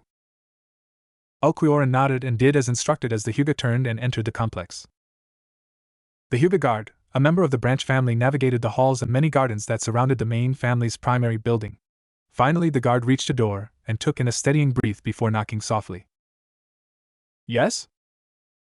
The voice was so soft that the branch member almost didn't hear it. "Hinata-sama. There is a visitor at the main gates asking for you by name. Come in, please." The guard quickly lowered himself to the ground on his knees and opened the door, bowing respectfully. Like many of the branch members, the guard had leagues more respect for Hyuga Hinata than any other member of the main family, even the clan head, Hyuga Hayashi. "I have a visitor? Who?" The guard flinched at the question when he realized that he hadn't asked for a name. "My apologies, Hinata-sama. I failed to ask his name. What he did say was that he was a writer documenting the great villages. He requested you by name." "Allow him in," the young woman said, still at her position in front of a shrine. A shrine to the Uzumaki boy, if the guard recalled correctly. "Right away, Hinata-sama." With that, the guard bowed once more and rushed off. Hinata let out a deep sigh and returned her gaze to the picture of Naruto she had. Naruto-kun. A couple of minutes later, and Hinata looked up to her door as the guard returned, this time in the company of a second individual. Her eyes widened when she looked at the man. A very pale man with medium-length black hair and deep green cat-like eyes. On his head was what appeared to be a fragment of a white helmet/mask. "Thank you, sir. You may go now." Hinata looked at the guard. The guard hesitated before nodding reluctantly and left. Once the guard was gone, Hinata stood up and motioned for the man to seat himself at the low table she had in the middle of the room. "May I know your name, sir?" The man nodded. "I am Ulquiorra Schiffer. It is good to see you again, Hinata." At this, Hinata blinked, confused at the level of familiarity she detected in Ulquiorra's voice. "You know me?" "Once upon a time," Ulquiorra answered as he lowered himself onto a cushion.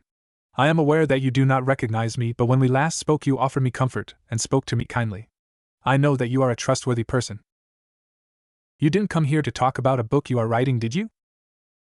Okuiora shook his head, a small smirk on his face as he looked at the heiress. Hinata had grown in the last 3 years. She had grown her hair long, which now hung down at the small of her back, and from the thick purple and blue jacket she was wearing, Okuiora could tell that the once shy stuttering Hyuga had filled out into a complete woman. Very much like Orihime Inoue. No, I did not. What I am to tell you, I must ask that you do not allow it to leave this room. Hinata nodded, curious about what the strange man wanted, but still cautious of deceit. I am here to free Senju Tsunade. That one sentence caused Hinata to cover her mouth as a gasp tried to flee from it. What? But how? And more importantly, why? As someone important to me said, I don't want to look a gift horse in the mouth, but what reason do you have to free Tsunade-sama? Okuiora didn't answer, instead looking over to the picture of him before his execution as Uzumaki Naruto. It was almost strange to look at a picture of a boy that used to be him and not recognize the sight. Schiffer-san? Okuiora turned back to look at Hinata and frowned as he looked intently at the woman she had become. 3 years. In only 3 short years she had grown so much, while for him it had been just short of 100 years. I have lived a long life. Said many things. Heard many things.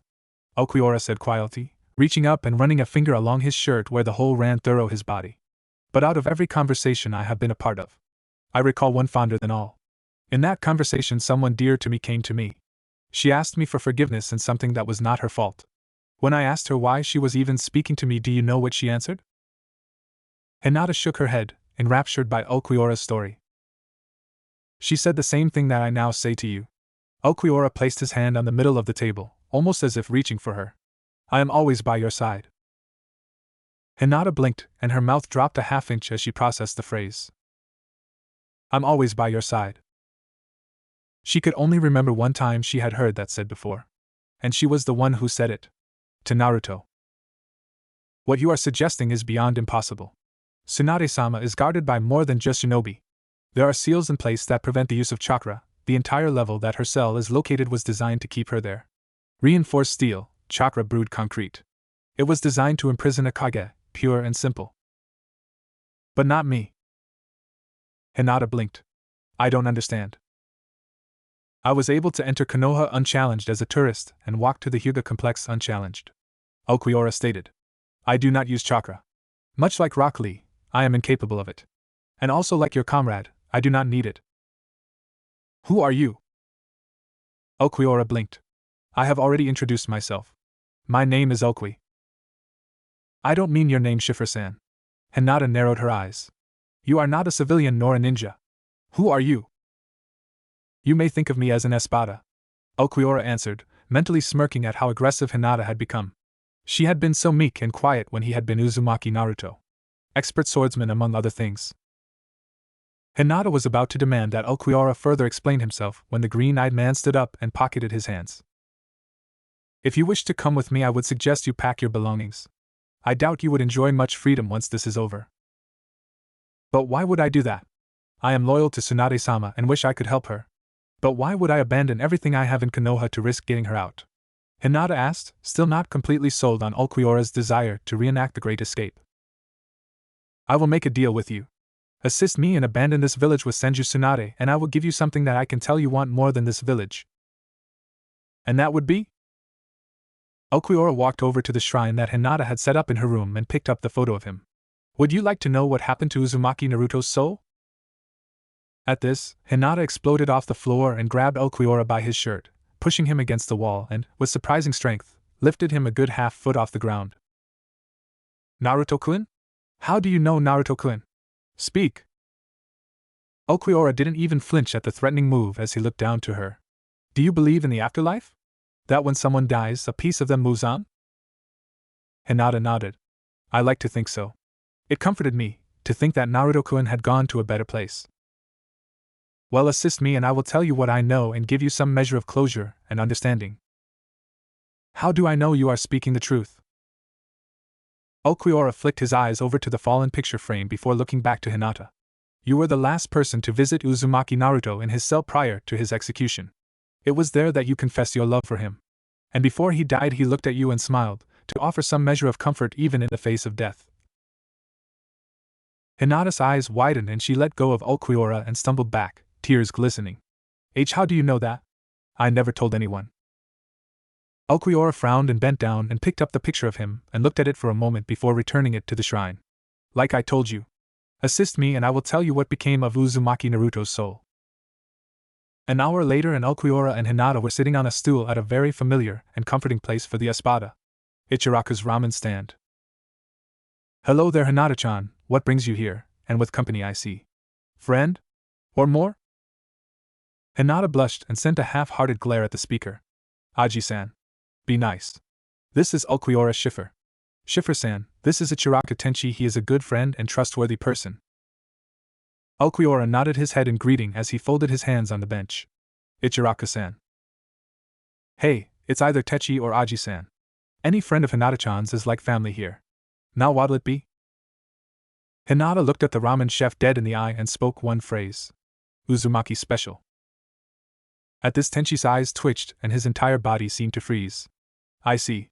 Tenchi looked behind the two before turning his head and shouting back. I am closing up early. We just hit the jackpot, an Uzumaki special. There was a sound of dishes being dropped and Ulquiorra almost flinched when he heard the sound of what must have been I am hitting a button, which resulted in a heavy roller door slamming down at the entrance. Once the stand was effectively closed for business, Tenchi opened the side of the counter to allow Hinata to walk into the back. You coming, Ulquiorra Schiffer? Ulquiorra almost didn't stand as he tried to process what was happening. I am afraid that you have lost me. What is going on? Hinata didn't tell you? But if you are here then you must be involved. Tenchi started to look as confused as Ulquiorra now. There wasn't time. Schiffer-san is here to free Tsunade-sama. Hinata turned away from Tenchi and looked to Ulquiorra. I said I was loyal to Tsunade-sama. I didn't say I was the only one. Come. Meet the resistance. Ulquiorra didn't say anything as he stood up and picked up his belongings and stepped around and into the back following Tenchi and Hinata. When the Espada walked into the back room, he blinked in surprise when he saw I am pulling open a fridge door to reveal an entranceway to what appeared to be a large room. I know it's cliché, you know, a hidden room behind the fridge, but it works.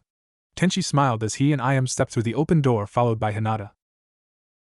Ulquiorra hesitated as he peered into the fridge and down the narrow hallway that led to a brightly lit room.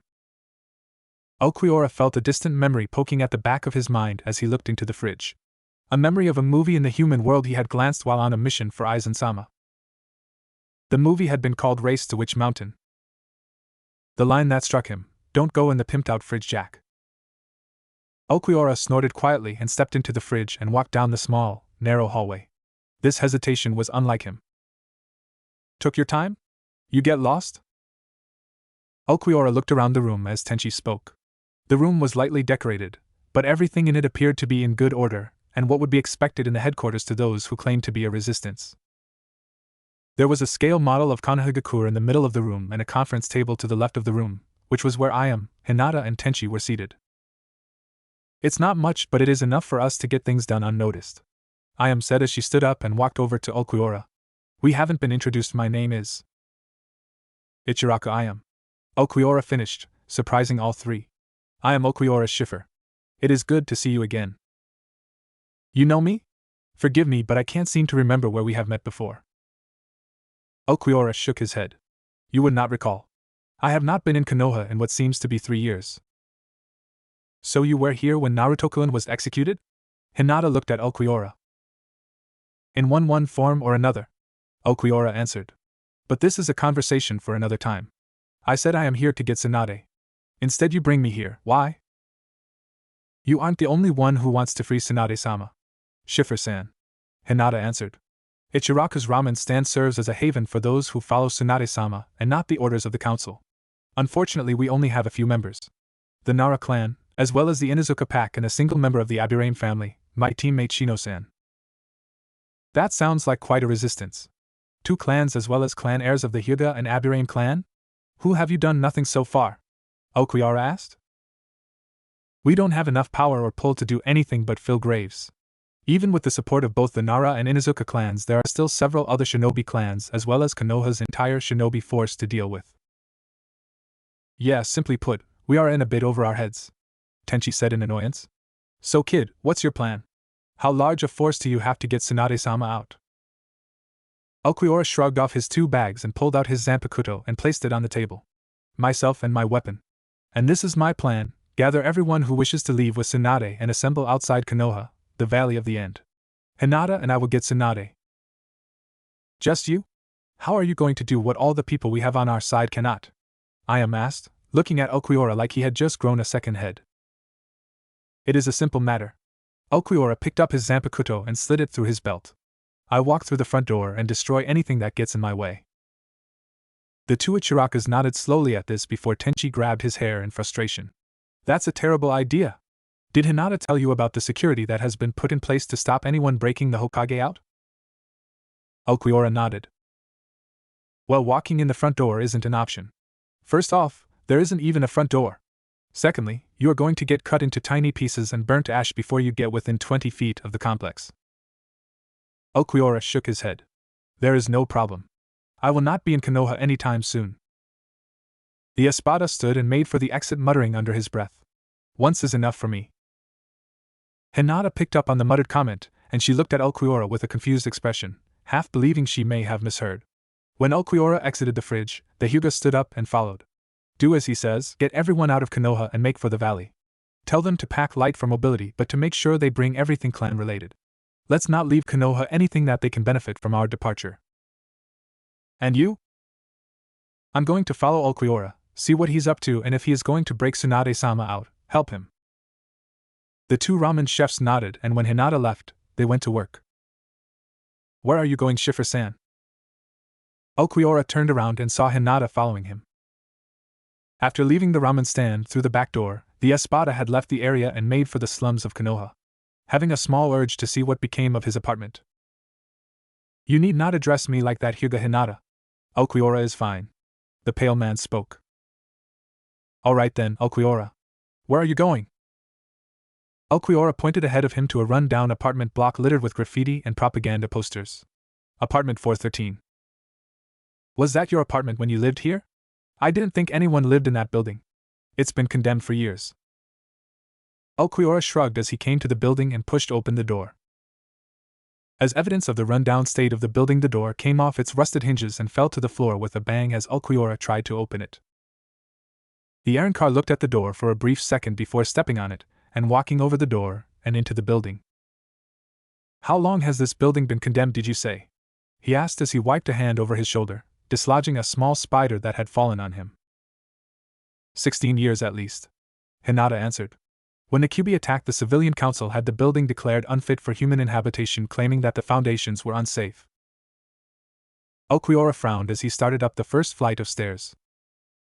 How long did you live here? 9 years, came the errand car's answer. I moved here when I was 4 right up till I was 13. You lived on your own at the age of 4? Hinata's eyes widened. In a place like that? Who could be so cruel to put you here? The Konoha orphanage. I was told I had a family waiting for me here, and when I came here the director of the orphanage told me that this was where I was to live, and that if I ever returned to the orphanage they would cut off my feet and feed me to the Inuzuka's hounds. Hinata gasped at this. That's horrible. How old are you now? I don't know. I believe 16 years have passed since my birth. Ulquiorra answered as he came to a stop at the door labeled 413. I wasn't very well liked here. Well, that doesn't seem to be the case now, Ulquiorra, Hinata said, correcting herself. I have changed a lot since I was last here, Hyuga Hinata. Remember when you asked if we had met before? If you looked at who I used to be and who I am now, you would not be able to connect us. How sad.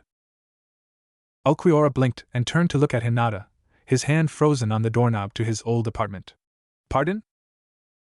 To have physically changed so much to be unrecognizable to any who were important to you. To be greeted like a stranger. Hinata explained. Ulquiorra furrowed his eyebrows and looked away from her in thought.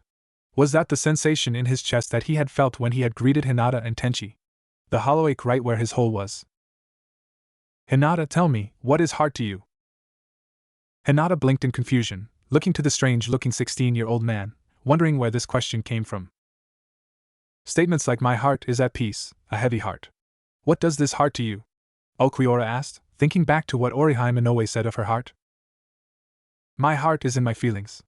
Each made of a piece of the feelings I hold to those important to me. Hinata answered.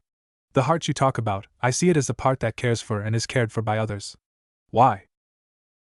Okiura looked down to his chest, pressing a hand against the hole under his shirt as he thought. Is this why I have my hollow hole? I have changed so much that the people who still care for Uzumaki Naruto cannot give me their feelings and my own heart?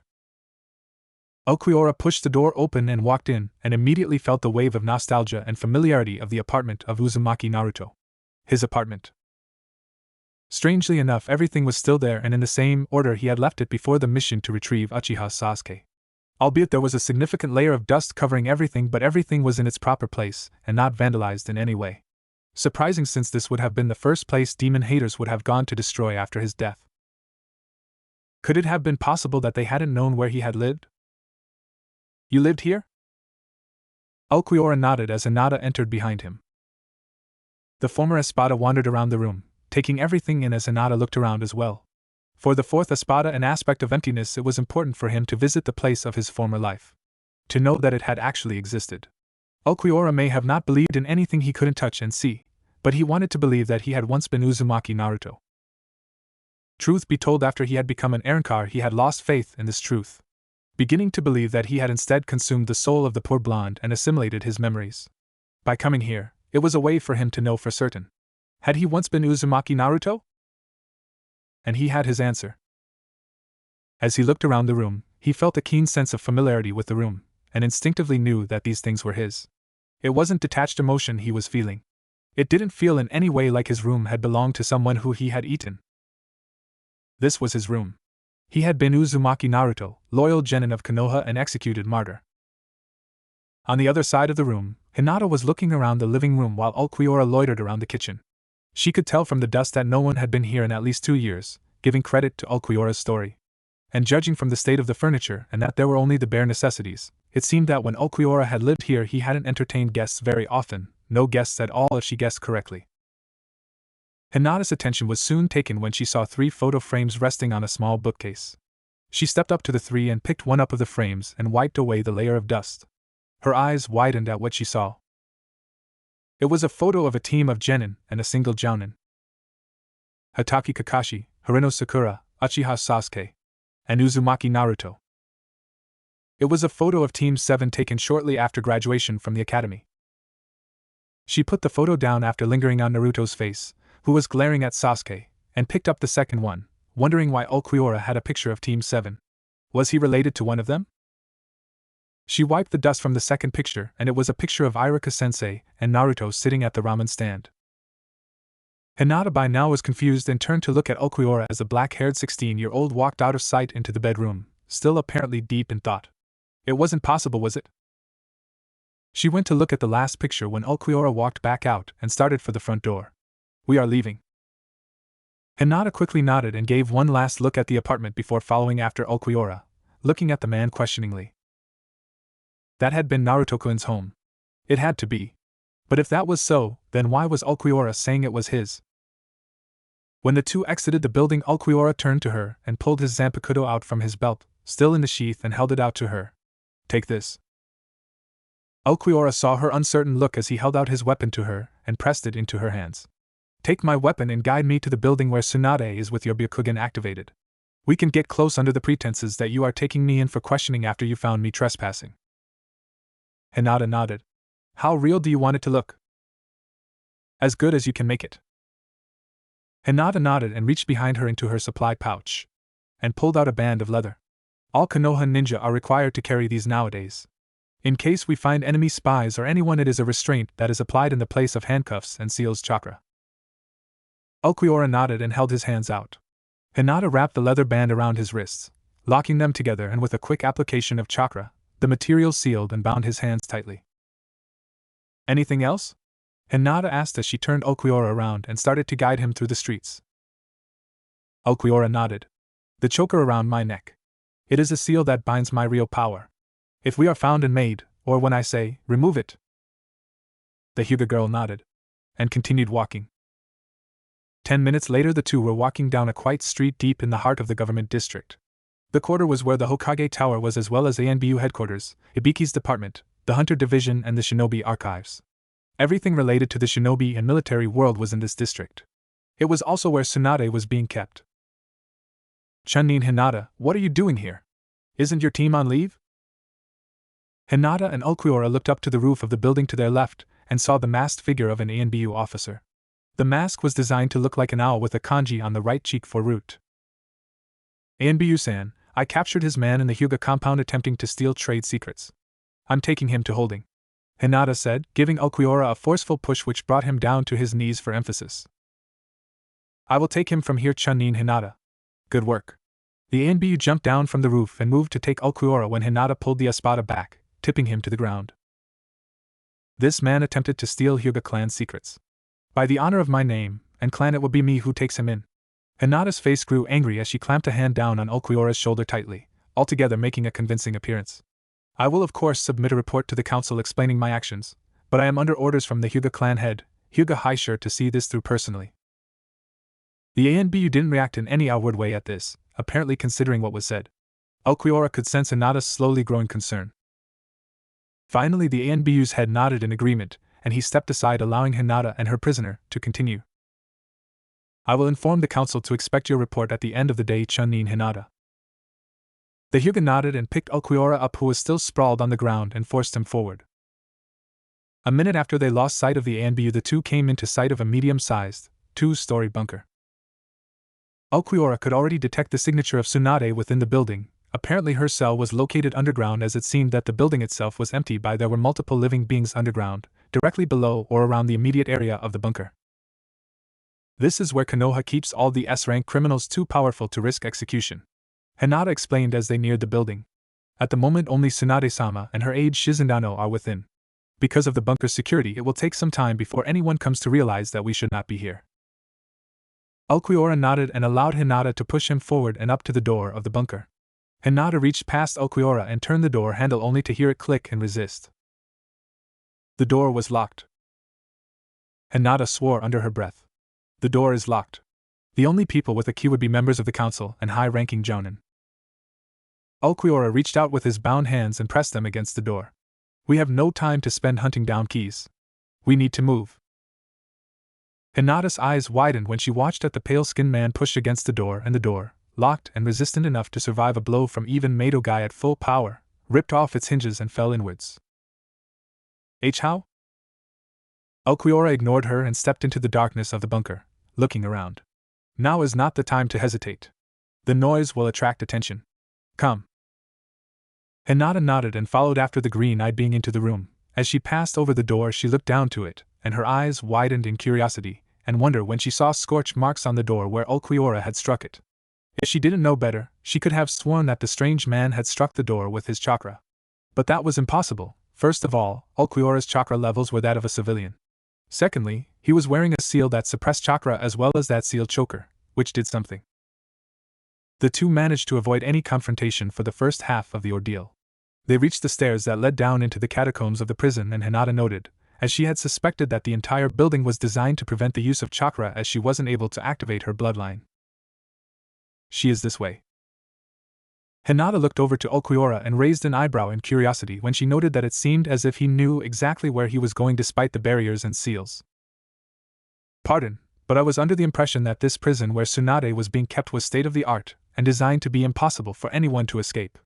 Ulquiorra turned his head and looked back to a visibly nervous Hinata. Exactly. Escape is impossible. Getting in is easy. Once you want to get out, however, she let it hang as nothing more needed to be said as the two came to stop in front of a heavy steel door. We are here. Senju Tsunade is within this cell, Ulquiorra voiced as he turned around. Please return my weapon and remove my bindings. Hinata nodded and slipped the leather cuff off Ulquiorra's wrist. It was easy to remove without chakra, as since her chakra had gone into it in the first place, the restraints recognized her and so deactivated automatically. After the cuff was gone, she handed him back his katana, which he slid back through his belt. With his Zanpakuto returned, Ulquiorra examined the door before frowning in annoyance. This door was stronger than the other one he had blown away with a low-powered bullet. It required more power than he could access with the seal in place. The espada focused on the Ryatsu that was sealed, focusing on restraining it further with his own will. Hyuga Hinata, you are not going to die here. You are perfectly safe and not in danger, Okuiora said quietly as he reached up and started to undo the clasp of the choker. You Okuiora? What do you mean? She asked, not understanding why he was attempting to offer comfort when nothing appeared wrong. Okuiora turned and looked at her for a moment before sighing. I was attempting to offer comfort and reassurance. In a moment you will feel unease and despair from a great power. It was my hope to give you some measure of comfort so you may weather it. Hinata looked at the 16-year-old with a confused expression. It seemed odd to him, that much she could tell. He seemed uneasy or uncertain of how to behave or react emotionally. Even his attempt at comfort seemed distant and strictly professional. She was snapped forcibly out of her thought process when Okuiora removed the choker from his neck and pocketed it. The feeling was instantaneous, frightening, and, had Okuiora not spoken previously, would have destroyed her will and hopes. She couldn't believe that someone with only a civilian level of chakra could feel like this and inspire such hopelessness. Primera Huelga. First strike. The words were only whispered from Okuiora's mouth, but Hinata heard it nonetheless, wondering what language he did see and understand his actions. However, as Okuiora's hand flashed to his katana and with a single swift drawing movement slashed at the door before returning the blade to its scabbard. Hinata believed that the strike had been either completely ineffective against the door or missed completely when Okuiora stepped up to the door and pushed against it. Her eyes widened when the sound of metal scrapping together screeched through the hall as Okuiora pushed on the door until the heavy metal slab fell to the ground with a crash, coming out of its hinges from its own weight and falling into two pieces, cut clean in half. The Hyuga teen shook herself out of her shock and ran into the cell, brushing past Okuiora and looking at not one occupant, but two. Senju Tsunade and her loyal apprentice Teshimine Shizen. Both women were bound to the far wall, arms out wide like they were on display, and naked as the day they had been born. Okuiora frowned and walked into the cell, shedding his coat and taking off his shirt as he walked up to the two women, leaving only his black undershirt on. Both women, while naked, were covered with paper tags, seals to make sure that they weren't able to use their chakra to Houdini their way out of their restraints. The restraints themselves were thick, heavy iron shackles wrapped around their wrists and ankles. In addition to all this, both women were blindfolded. Who's there? Speak, you coward, why you don't frighten me? Tsunade said, her voice sounding hoarse and carrying both the fear she truly felt as well as a deep-seated guilt and sense of defeat. Tsunade-sama, Shizendano, it's me, Hinata. The Hyuga ran up to the two, removing the blindfolds carefully, knowing that the sudden light would cause some discomfort to the two women. Tsunade blinked and squinted at Hinata as she came to terms with what was happening. Hinata-chan? What are you doing here? Have you been arrested as well? Hinata shook her head and turned to look at Okuiora, causing both Shizen and Tsunade to do the same. We are here to get you out. Okuiora nodded and offered the best smile he could, failing horribly, and handed his coat and shirt to Hinata. One moment. All three women gaped when Okuiora reached out and shattered the iron restraints with his bare hands, freeing the women. Hinata, cover them up and help Shizen to her feet. I will assist Tsunade. Who are you? Why are you helping us? Tsunade asked as Hinata covered her with Okuiora's white coat, giving her some dignity. I do not deserve to be saved. I couldn't even do that much for the boy I saw as family. Okuiora reached down with one arm and easily lifted her to her feet. My name is Okuiora Schiffer. I am helping you because I was told by someone important to me that you did not betray me. Swanda looked at the pale man carefully, trying to figure out who this guy was. His strange green cat-like eyes, pale skin and the bone-white helmet/mask fragment on the side of his head. You deserve to be saved because you have despaired and come to regret an action that was not your own. Okuiora continued as Hinata helped up Shizen, the medical assistant to Tsunade, covered by his shirt. Tsunade became silent as Okuiora helped her leave the cell and, followed by Hinata and Shizen, started to navigate the hallways to head back to the surface. Along the way, Okuiora cast his pesquisa throughout the subterranean complex, locating all other occupants and determining if they were converging on the current position of the escapees. The Espada frowned when he learned that none of the guards were attempting to cut them off and instead were remaining exactly where they were. He received answers when his attention turned to the main floor of the bunker at ground level. There were 2 Jounin-level shinobi waiting for the escapees. We will encounter resistance up at the bunker, he relayed back to Hinata. I will take care of them. Will you be able to continue with both Shizen and Tsunade while I kill these 2 shinobi? How strong? They appear to be Jounin strength, although not at the level of Hatake Kakashi, Okuiora answered. Well, then you will need backup. As impressive as what you have done so far, you can't deal with a Jounin-level shinobi unaided. Hinata debated, reaching into her pocket and pulling out a small handheld radio. Your forces should all be en route to Suna by now. You have no backup to call and I do not require it. Ulquiorra reassured. Hinata didn't seem to listen as she activated the radio and spoke into it to whomever was on the other end. The bunker has been breached and the slug princess is saved. Require assistance. There was a garbled response from the other end of the radio before Hinata returned it to her pocket. Needed or not Ulquiorra, the backup would be helpful, plus he would want to come with us. The only reason he wasn't a member of the resistance is because he knows that he cannot deceive. Ulquiorra nodded as the four reached the stairs to the bunker and the exit. The Espada and Tsunade had only climbed up 3 steps when there was a whistling sound. Ulquiorra moved Tsunade behind him and swung his free hand out, backhanding the air. In response, 2 shuriken were redirected and embedded themselves into the wall to Ulquiorra's right. The black-haired Arankar glanced at his hand to survey any damage to his arrow, unsure if he had managed to retune its density, and gave a small smirk when he saw that his hand didn't even have a scratch. Careful to keep Tsunade behind him, Ulquiorra resumed climbing the stairs, wary of any stray projectiles that might threaten to end the life of the slug Sannin and betrayed Kage prematurely. There were none. When Ulquiorra reached the top of the stairs, he immediately focused his attention on the 2 occupants of the room. 2 masked individuals wearing Jounin-grade vests and looking very menacing to any other human. Chunnin Hinata. To think that you would betray your village. Your father would be disappointed. The lead masked Jounin shook his head, his mask bearing the visage of a wolf. His counterpart, a large ANBU officer, wore a bear mask. It is impressive that you managed to get the traitor Sannin and her whore out without difficulty. However, we will kill you at this time, so your attempts were for naught. Bear chuckled. Ulquiorra shook his head and waited till Hinata was near him before letting the still weak blonde-haired Kage rest on Hinata's other side. Hinata, Tsunade, Shizen. This will only take a moment. The Espada stepped forward and pocketed his hands as he looked at the Jounin and the ANBU with a casual disinterest. The same expression he gave all the foolish humans who had the arrogance to face him. Had this encounter happened in another setting, I would hold no current valid reason to destroy you. My grievance with Konoha has long since expired and become irrelevant. However, you stand between these 3 women and their freedom. Something they have every right to. Wolf laughed and snapped a kunai out and held it ready. You idiot. You're going to die here and you can't even see it. The Jounin flashed his hand out and sent the kunai flying at Ulquiorra, aiming at his heart with the intention of killing the civilian with a single blow. Ulquiorra didn't even move as the kunai struck him right on target.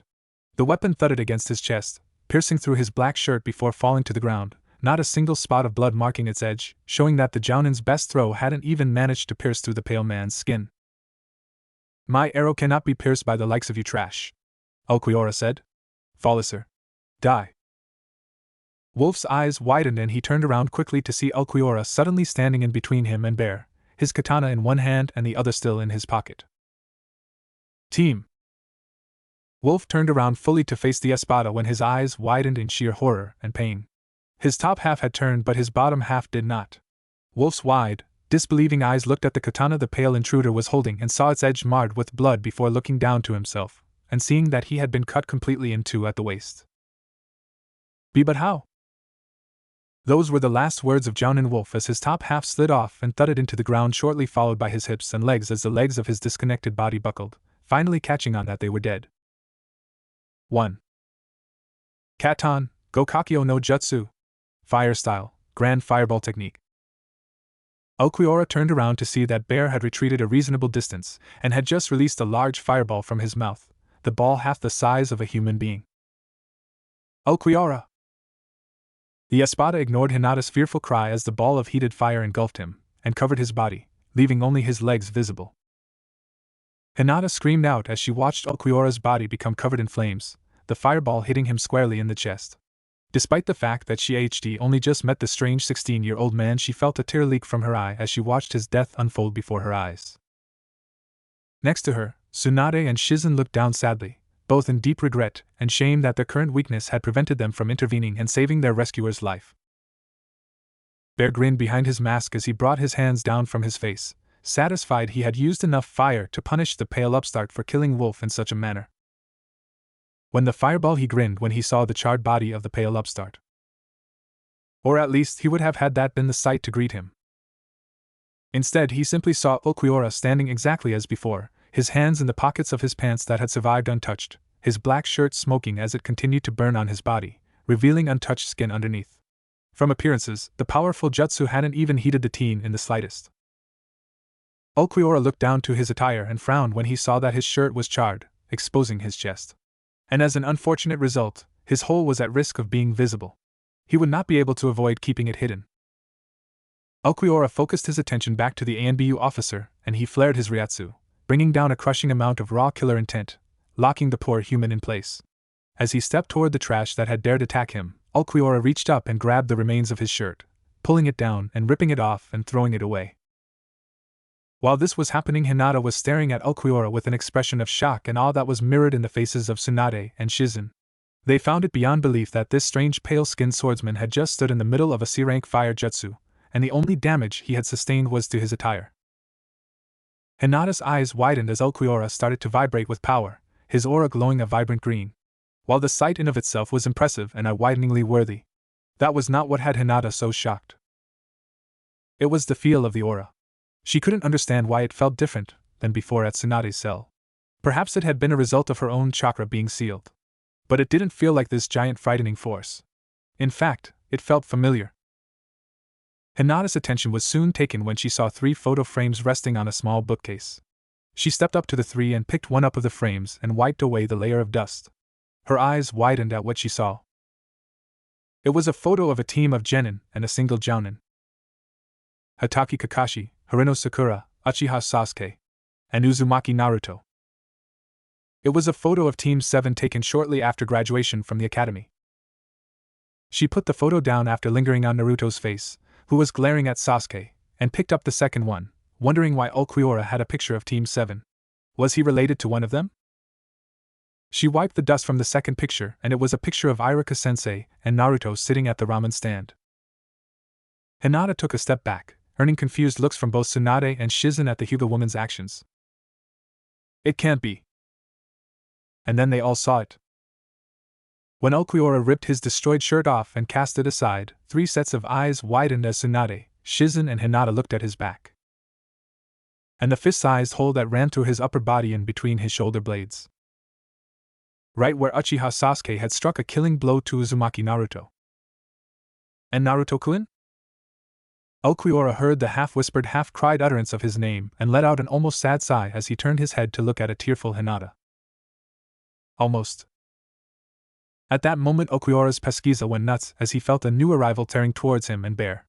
It was strong as Kurosaki Ichigo's human friend. The Hispanic descendant, Sato Yasutora. Okuiora turned to the door to look at the new arrival when all he saw was a blur as it kicked Bear in the face. Dynamic entry. Okuiora blinked and simply followed the sight with his eyes as a shinobi in green spandex and eyebrows large enough to be sentient appeared from nowhere, and delivered a devastating kick to Bear and sent him crashing into the far wall. The youthful beast of Konoha has arrived! Came the cry of none other than Rock Lee, standing in a victorious pose that would have had every man of questionable sanity crying at its perfection. Yash! Hinata-chan, it is good to see Tsunade-sama and Shizen-sama free. But tell me, who is the most youthful one who has done this? Hinata looked at Lee with her tearful, shocked expression frozen on her face before looking back to Okuiora, who was walking over to her and Tsunade and Shizen. It can't be. Okuiora picked up the former Kage who had fallen to the floor at one point from sheer shock and looked back to Rock Lee. If you wish to come and leave this place behind, it would be best that you step closer. Rock Lee frowned in confusion but complied nonetheless, walking up to Okuiora and the 3 speechless women.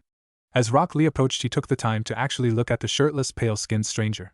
He was perfectly built, and from appearances, his body seemed designed for speed and deceptive power. But 2 things caught Rock Lee's curiosity and then shock. The first was a tattoo on his left pectoral muscle of the number 4. Rock Lee couldn't help but wonder the significance of it. The second thing he noticed had him in awe and shock that this pale-skinned man was still alive, let alone able to breathe. A fist-sized hole that ran straight through his body in the middle of his chest just below his shoulders and collarbone. Hinata-chan, who is this? Okuiora didn't give the woman time to form an answer as he gathered the 4 ninja together before all 5 of them vanished in a blur and the sound of static. Several miles away from Konoha, deep in the forest a moment later, they reappeared, Ulquiorra wearing an expression of mild concern, which for him was the equivalent of anyone else having a panic attack, jumping up and down and pulling their hair out. The other four that had tagged along for Ulquiorra's Sonito were looking like they were about to throw up. More so Tsunade and Shizen than Hinata and Lee due to their treatment, while in solitary.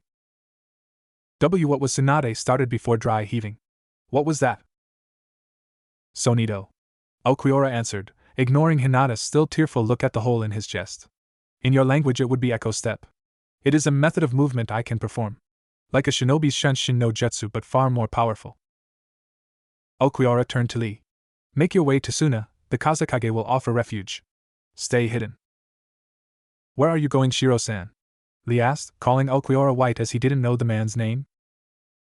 I have one last matter to attend to in Konoha. Before Lee or even Hinata could stop the pale-skinned shirtless man, he vanished with another Sonito. Hinata-chan, who is that? How does he live with an injury like that? Lee asked as he turned from the spot where Ulquiorra had previously stood to look at the purple-blue-haired Hyuga. It can't be. Did you feel it as well, Tsunade-sama? Hinata mumbled before looking to the blonde. Tsunade looked down at the white jacket that she was wearing, given to her by Ulquiorra to cover her naked and sealed form. I did. It felt just like him. And that hole. Right where the killing blow struck. I do not understand. You know this person? Lee asked, feeling left out. Lee-kun, who did you know that was hated by majority of Konoha, knows all of us as well as Tsunade-sama and Shizendano. Who do you know that was killed by a blow right where Ulquiorra's hole is? Lee frowned as he thought for a moment, piecing these things together. A moment later his eyes widened and his massive eyebrows disappeared into his hairline. Impossible. It has to be. Shizen spoke up, looking over to where Ulquiorra had been standing with tearful eyes. Naruto-kun. Bear climbed out of the rubble of the wall he had been kicked into, growling angrily. When he got his hands on that green-wearing freak he was going to rip the kid limb from limb. He looked over to where the prisoners and Konoha traders had been standing only to find empty space. The ANBU officer swore loudly and flared his chakra to alert all high-level shinobi. Within minutes the council would be convened and a hunting party assigned to track and recapture the prisoners, and those three brats. Bear stormed towards the door to address the men that were on their way to him when he felt a subtle change in the air pressure behind him. Did you think I was finished with you? A blank, emotionless voice called from behind the ANBU. Trash like you sometimes is able to serve a purpose. Bear turned around and ripped out a kunai and held it at the ready when he laid eyes on Ulquiorra. Team. Have you come back to die? Your arrogance is interesting, Ulquiorra commented as he stepped over to the top half of the jounin he had killed, Wolf. Bending down, the Espada pulled off the jounin's vest and slipped it on, zipping it up so that his hole was concealed once more. As with many things, your existence has been without meaning. Ulquiorra spoke as he stood back up and started towards the ANBU, walking slowly but purposefully. I will give you meaning. Bear's eyes widened when Ulquiorra suddenly appeared in front of him. The Espada snapped his arms out and delivered two swift blows to the ANBU's arms, shattering the bones in his shoulders. The ANBU tried to flee only to have his entire body freeze up as he felt an unbelievable and ungodly level of killer intent slam down onto him, locking every joint down from raw fear. Do not fear, human. You are about to die for your village and council. Is that not what every shinobi aspires for? Bear was unable to form a coherent sentence as Ulquiorra's hand flashed to his sword and delivered a couple quick strikes before returning the blade to its scabbard. Bear flinched and waited for the inevitable pain. Instead, his vest and clothes covering his upper body fell to the ground in shreds. Bear blinked and looked down to his body, seeing that he was completely unharmed save for that he was now only wearing his pants. Sorry, brat, I don't swing that way. He sneered as he managed to move and started to back away from Ulquiorra, sensing the chakra signatures of his comrades quickly approaching, no doubt detecting the danger the ANBU officer was in. You will serve as a message. Written by my hand with your blood as ink. Ulquiorra said as he blasted another wave of killer intent, freezing Bear once more. Before Bear could attempt to avoid Ulquiorra, the Espada stepped up to the largely built ANBU and raised his hand, aiming at the center of his chest. Huelga de los Huecos. Strike of the Hollow. Bear let out a scream of pain as Ulquiorra drove his extended hand into his chest, thrusting a hand that seemed to be made of the sharpest steel straight through him without even the slightest bit of resistance. When Ulquiorra withdrew his hand, he looked at his handiwork. On Bear's chest was a hole, exactly like there was for him. Grimjaw commented that Ulquiorra wasn't aware of his actions in this manner, commenting that the fourth espada would inflict a wound that mimicked the size and location of his own hollow hole. Truth was, Ulquiorra was fully aware of it. He knew exactly the significance in the blow to his enemies. Grimjaw was right on one level, however, he did inflict the injury on those who caught his attention. In a way, it was Ulquiorra showing his enemies that he respected them, by giving them the same injury and level of suffering as he had when he was alive. When he had done this to Kurosaki Ichigo, it was a sign of acknowledgement, a statement from the espada to the human that he saw him as his equal. In this instant, however, by attacking Bear with his Huelga de los Huecos, his strike of the hollow, he was not raising Bear to his level, but using him as an example. Konoha had executed a loyal ninja that resulted in this fatal wound. Ulquiorra recreated this, executing another loyal shinobi in the same manner. As Bear fell to the ground, Ulquiorra crouched down to the body of the Anbu. Using the blood still dripping from his hand, he traced his finger across the corpse's chest, writing a quick yet iconic message. This was a message to one person, and that person would recognize this and who sent it instantly. Once he was done, Ulquiorra hauled the body up and slung it over his shoulder, and just seconds before Bear's backup arrived, he vanished into thin air. Several hours later, Team Kakashi returned to Konoha. Having left Suna shortly after the Kazekage they had been sent to rescue came back on his own, claiming to have been rescued by the ambassador of Hueco Mundo, the white-clad man who called himself Ulquiorra Schiffer. When the team returned to Konoha, to report to the council that they had in a way failed in their mission, when they noticed that the entire village was abuzz with activity. The gates had been closed and civilians confined to their homes, and the streets were filled with every shinobi available, from fresh graduates to hardened ANBU and even retired ninja. Hataki-san, welcome back. Kakashi turned around and saw the familiar appearance of Sarutobi Asuma appearing in a cloud of smoke. Asuma, what's going on? There was an incident. At 1,100 hours an unknown element as well as Hyuga Hinata infiltrated the bunker. The smoking Jounin explained, motioning for Team Kakashi to follow as he turned and continued down the street. Hinata? I understood that she was a supporter of the betrayer, Uzumaki Naruto, but I wouldn't have thought she would go this far.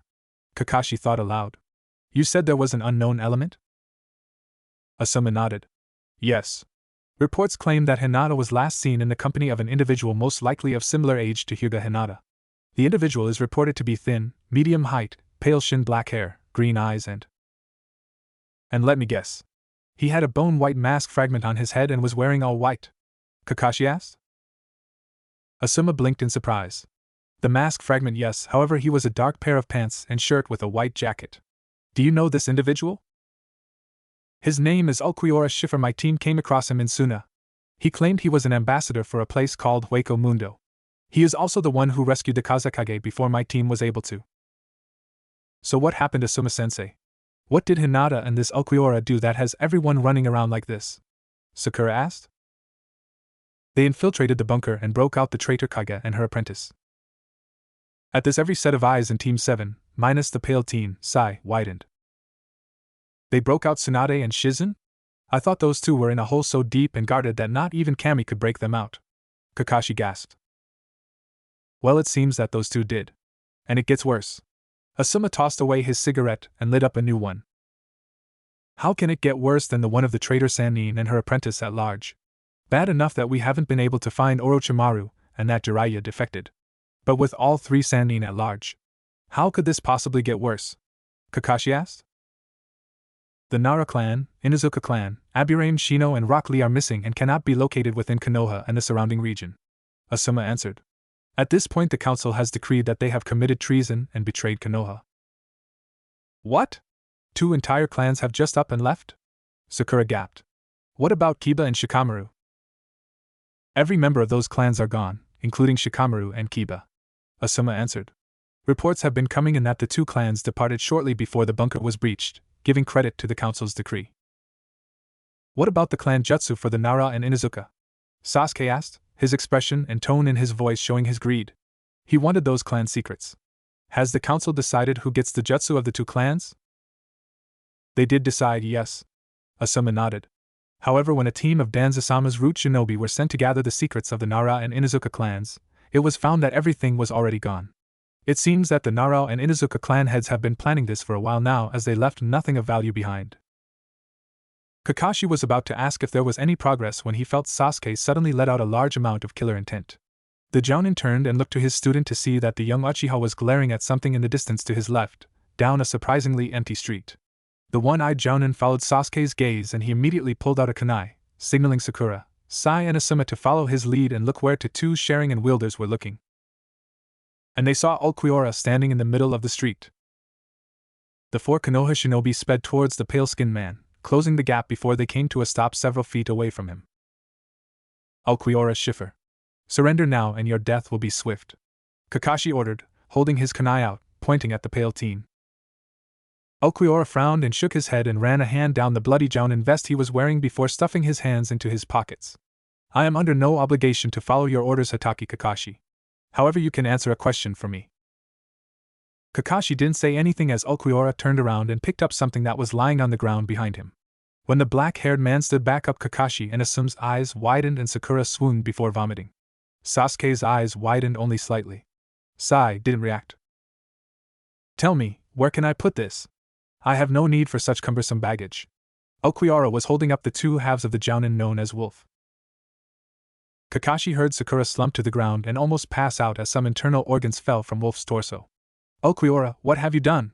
Because of this you will be executed publicly, and your corpse fed to the carrion. Ulquiorra shrugged and tossed the two halves of the body to Kakashi's feet. You will have to understand if I do not feel any sense of significance in a public execution in Konoha. From what I understand, it is a common occurrence. Your council seems to punish anyone they feel threatened by. The Espada turned his attention away from Kakashi and to Sasuke, looking at him with an unblinking gaze that seemed to bore into the Uchiha's soul. The reason I remain in Konoha is quite simple in case you wish to know. I have a gift for Uchiha Sasuke. Sasuke raised an eyebrow and looked at Ulquiorra, curious about what the pale man was talking about. It is not the sort of gift that I can simply give you. Instead, I will give you directions. Ulquiorra pulled one of his hands out of his pockets and pointed to his right. At Training Ground 7. Go there and you will receive my gift to you. I have no real reason for it beyond that I feel that in light of the nostalgia and emotional journey I have enjoyed today it seems right. With that, Ulquiorra looked at the four assembled Konoha ninja before nodding his head. Sarutobi Asuma, Hatake Kakashi, Haruno Sakura, Uchiha Sasuke, small human, farewell. With that, Ulquiorra turned around and vanished in a blur, and the sound of static. Alright Kakashi, spill. Who was that and how does he know our names? Asuma looked over to Kakashi immediately after he determined that Ulquiorra was well and truly gone, something that troubled him as he had sensed no chakra used. Honestly Asuma, I have no idea.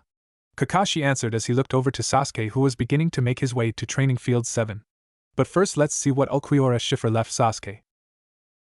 A few minutes later Team Kakashi and Asuma jumped down into the middle of the designated training field.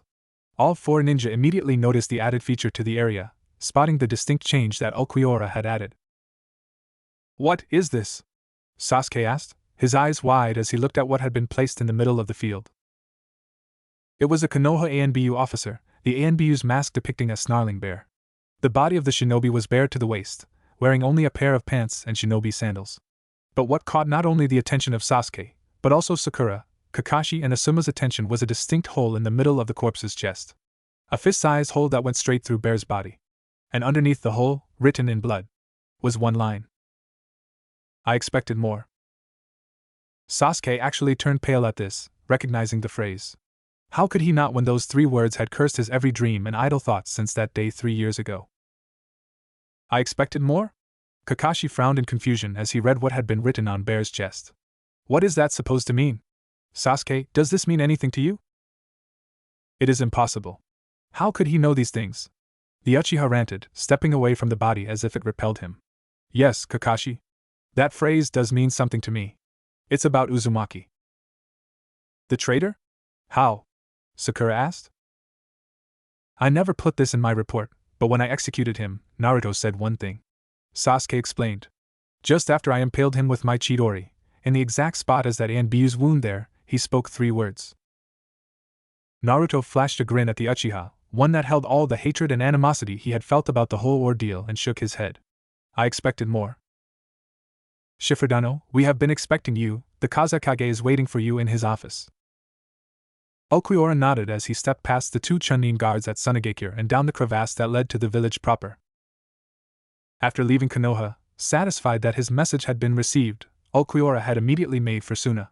Because of the several hours he had spent waiting for Team Kakashi, and the time it had taken him to cross the distance between Konoha and Suna, Hinata and the others should have arrived by now.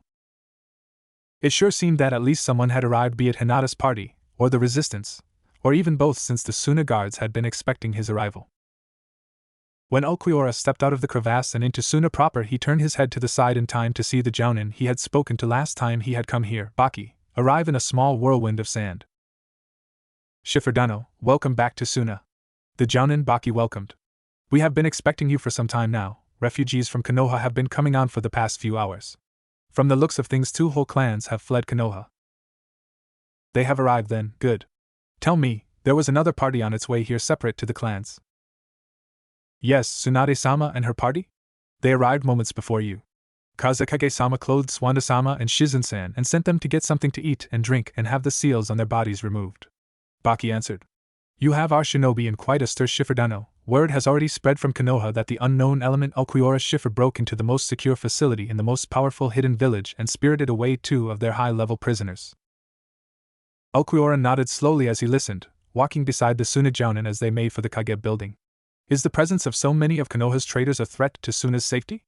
I understand that Suna is an ally of Konoha, if only of self-preservation. Baki waved a hand dismissively. Don't worry, Kazekage-sama has already formulated an official story should Konoha learn that the clans visited. The official story is that we were deceived by the Nara and Inuzuka clans to believe they were on official business. Gaara-sama is using his own status as an impressionable youth to explain his gullibility. How will you explain Swanda and Shizen? 2 high-profile acknowledged criminals? Baki shrugged.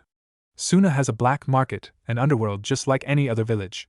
The criminals could have been smuggled into the village to be given time to recuperate. Ulquiorra nodded. Good, as soon as they are fit for travel we will be on our way. I do not believe that Tsunade nor any of the other former Konoha residents would want to put Suna at risk. Baki nodded. The consideration is appreciated, Shiferdano.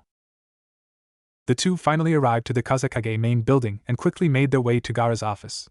When Baki opened the door, the jounin leaped to the side, his eyes wide in fear as a hand shot out, missing Baki and grabbing Ulquiorra by the collar of his vest, pulling him into the office and slamming him against the wall next to the door. Ulquiorra blinked in mild surprise when he saw that the person holding him against the wall was none other than Hinata, displaying surprising strength as he was half a foot off the floor. He looked over to the side of the room to see Gaara seated at his desk with an amused expression on his face. How is this possible? The Espada brought his focus back to the woman holding him against the wall.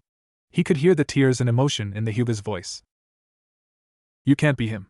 He was killed right in front of me. Hinata said in almost a whisper, looking up to him and revealing her tear-stained face. Tell me you aren't him. My name is Ulquiorra Schiffer. Hinata glared at Ulquiorra angrily before reaching out and unzipping the front of bloody vest the Arankar was wearing, exposing his toned chest and the hole in the middle. You feel just like he did and you have a hole in your chest right where he did when he was killed. Now tell me who you are. Ulquiorra looked at her for a moment. Despite himself he felt a pang of guilt as he looked at her emotionally conflicted face. She felt both grief and hope. Hope that he was who she thought, and grief for the reopening of old wounds. It was the same expression of confusion he had seen when he had kidnapped Oriheim. The orange-haired woman had been given the opportunity to say goodbye to one person only. When he had arrived to take her to Hueco Mundo she had worn the same expression as Hinata was now. Hope in that she was doing the right thing to save the people she loved. And grief for leaving them. A part of Ulquiorra had hated that expression. It was an expression he couldn't stand.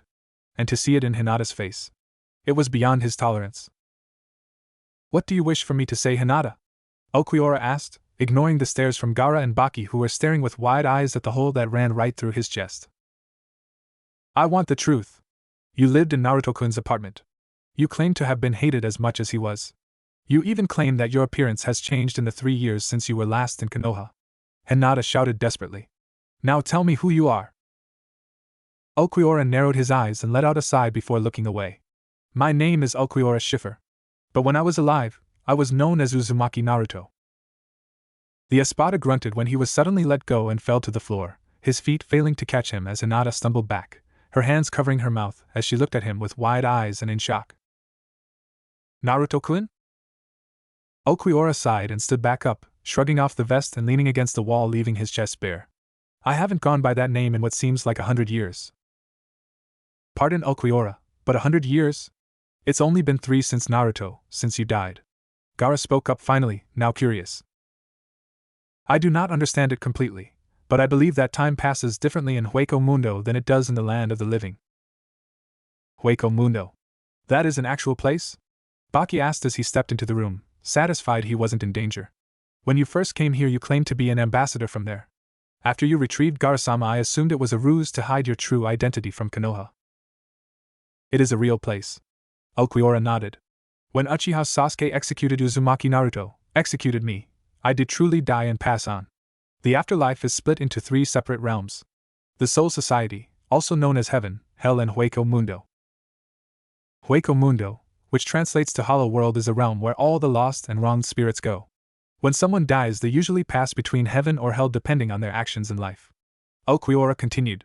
However, if the spirit of the departed is for some reason unable to move on, or suffered a great emotional upheaval upon, and shortly after their death, they undertake a transformation called hollowification and become hollows.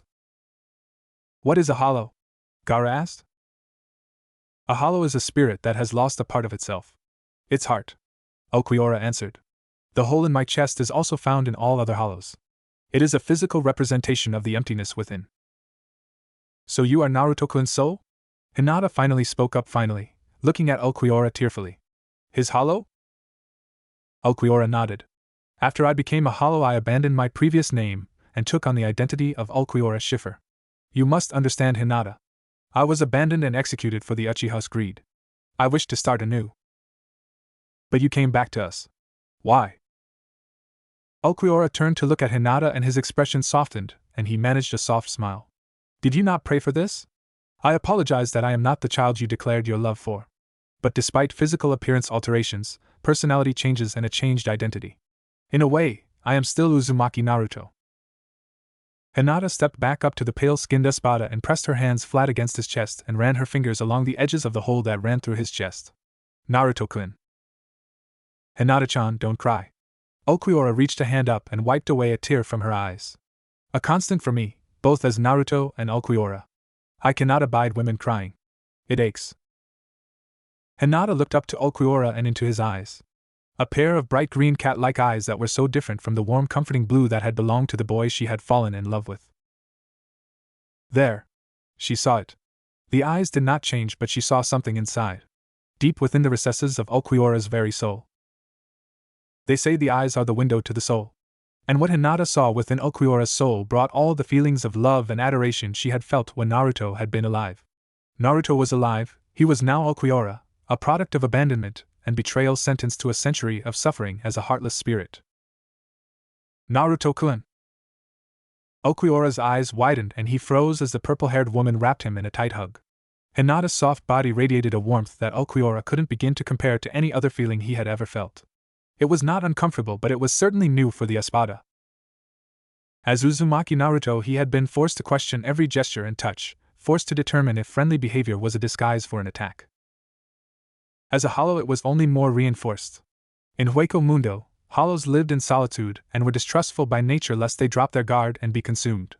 The closest Ulquiorra had come to this kind of contact was when Oriheim had slapped him.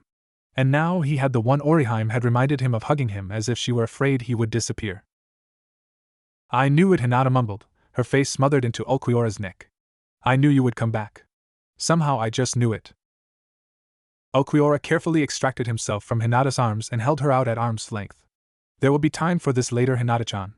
For now, there is work to be done.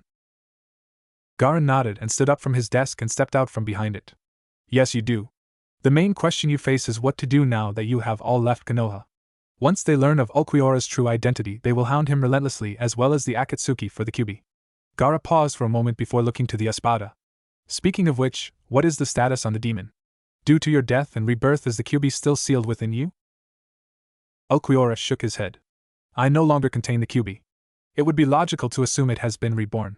As for Konoha learning of our connected past, it is not immediately evident, but they will learn in due time. Uchiha Sasuke is closest. I left him a message in the form of my recreated execution with my last words to him. He will be unable to conceive that I still live, so will assume that I possess some other connection to Uzumaki Naruto. Gaara nodded. Very well then. So what do you plan on doing, Ulquiorra? Like it or not, your movements are limited. Two powerful clans formerly of Konoha, several of which will be soon listed as missing ninja: the Aburame clan heir, Hyuga clan heir, your taijutsu specialist, Rock Lee, and the former Hokage who has been listed as a S-ranked criminal. Ulquiorra nodded and looked over to Hinata. What would you suggest, Hinata-chan? I have lost touch with the shinobi world. I cannot make a proper decision. How about a hidden village? Ulquiorra turned around to the new voice and saw out of the corner of his eye Baki diving for cover. The next thing he saw was the manicured fist of Tsunade flying towards his face. The Espada's head moved only slightly from the force of the blow. Tsunade glared at Ulquiorra, ignoring the throbbing pain in her hand as she planned for more pain to unleash on the pale-skinned teen, despite that it felt like she had just punched the Hokage monument. You have a lot of explaining to do, Naruto. The woman glared at Ulquiorra. The Espada ignored the minor throbbing through his face as he looked at the former Kage. Perhaps I am not the only one, Tsunade. I would very much like to learn of why you sentenced me yet claimed that you were not in control. The female Kage sucked in a breath before lowering her head in shame. I will, I promise. Forgive my interruption, Tsunade-sama, but you mentioned a solution? Gaara interrupted, knowing that the time for heart-to-heart talks was for another time. Tsunade nodded, grateful for the distraction. Yes. We do the same thing my old teammate Orochimaru did. By forming Otogekyu no Sato in the land of rice, he took himself out of the jurisdiction of the hunter department.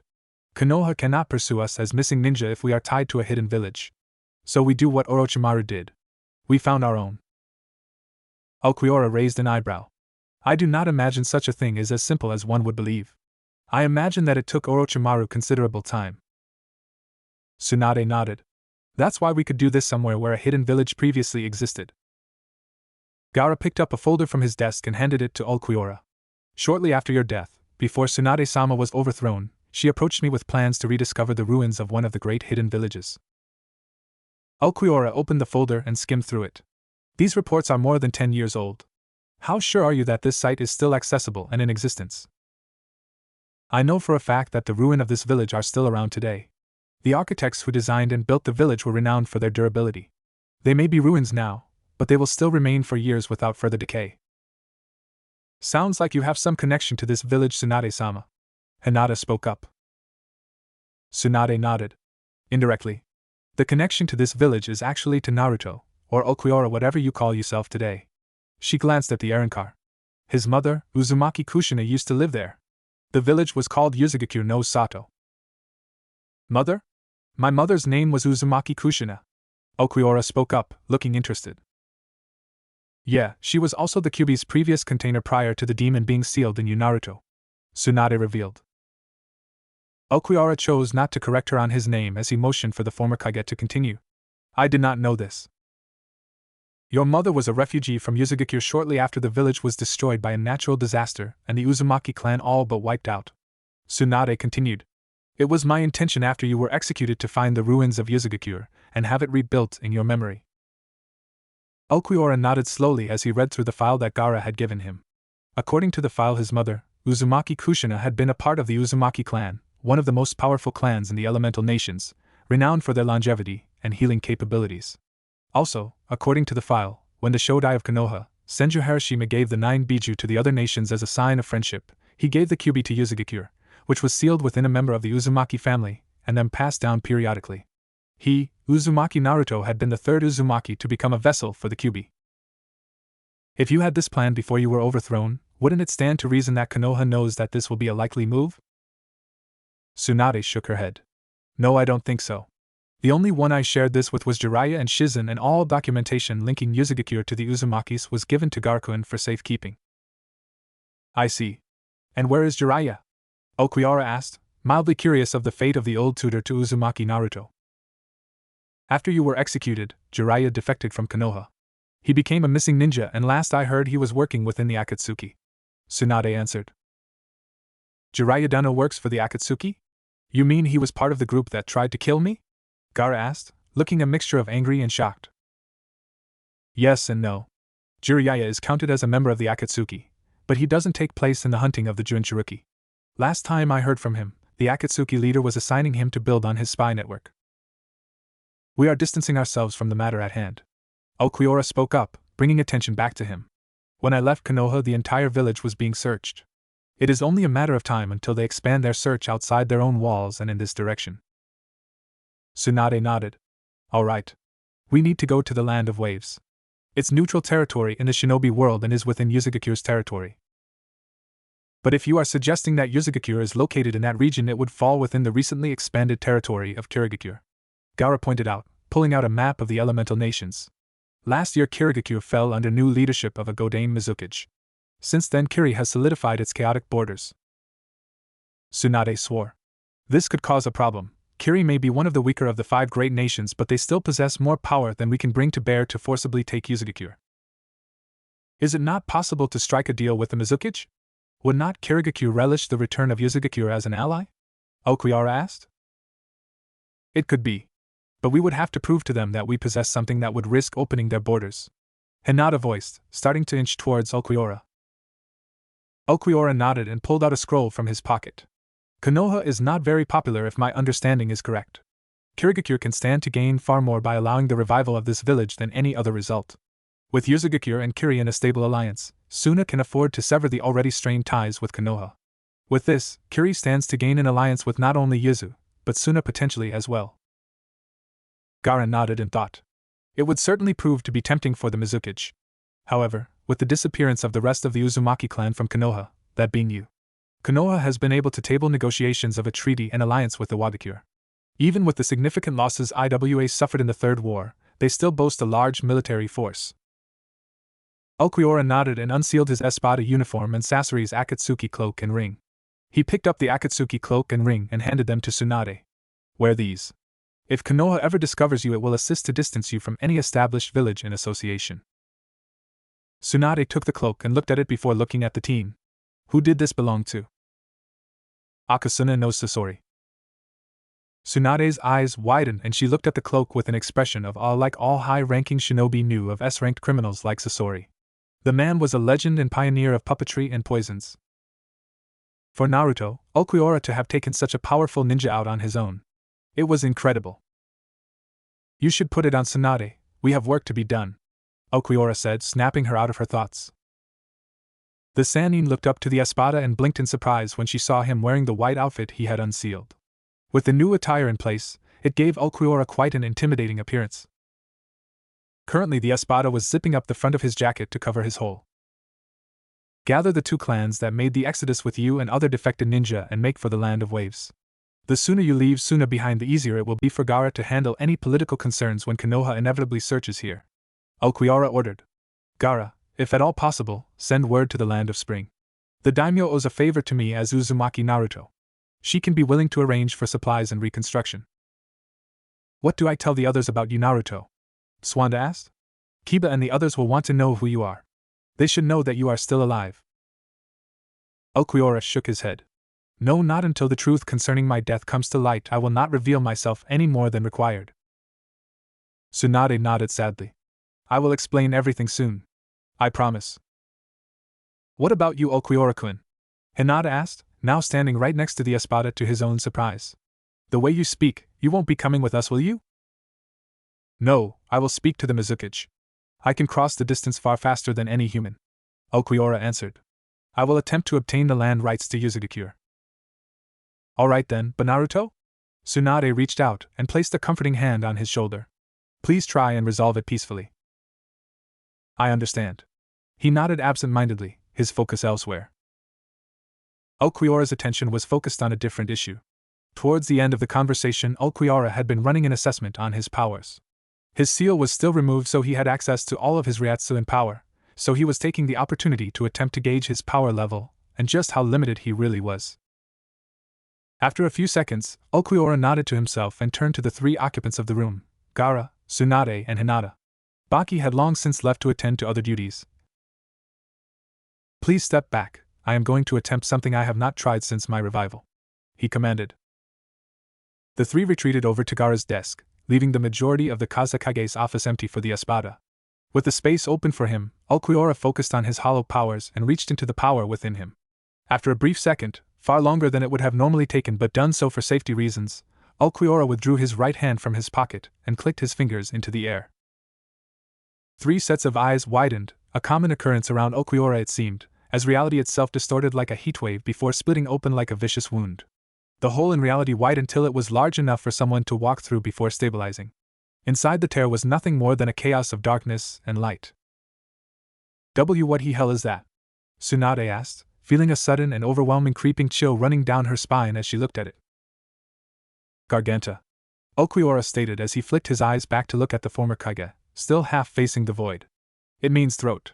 This is the means that I used to be able to travel to and from Hueco Mundo. The void you see, it is the space within spaces. By opening a Garganta, I am opening a gateway to the void that exists between the world of the living and the spiritual world. Ulquiorra explained. You humans would consider now what you see as purgatory. Gaara gaped at this and he stepped closer to the void and looked at it with wonder. This is what I glimpsed when the Akatsuki were extracting the Ichibi. But what relevance is this? Do you intend to return to Hueco Mundo? Ulquiorra shook his head. I am unable to return there in this state. Hueco Mundo, the Soul Society, they are both places for spiritual entities and as such only a spirit can enter them. I am now flesh and bones. I am unable to cross through a Garganta connected to Hueco Mundo. Then this Garganta of yours? It is connected to another location on this world then? Hinata voiced, showing reasonable insight. Ulquiorra nodded. Correct. It is interesting though I must admit. I have noticed, just with this instant, that my powers have been noticeably diminished. I simply assumed that this was a side effect of transferring from a being of spiritual presence to a physical one. You're saying you are weaker here than you were in Hueco Mundo? Tsunade asked. Ulquiorra nodded. That is correct. If I have guessed accurately, I would say my power is currently at 80% capacity. Do you believe you will ever return to full power? Gaara asked as Ulquiorra stepped up to the void. I cannot say. It will require further examination. But I do not believe so, Ulquiorra said as he stepped into the void. Wait, Ulquiorra-kun, I want to come with you, Hinata said, stepping up to enter the void. She was about to enter the Garganta when she was stopped by Ulquiorra's hand. You cannot enter this void, Hinata. You do not possess the spiritual aura to survive in this environment. If you were to ever enter here, you would fall through this endless void and suffer as all the other lost souls within have.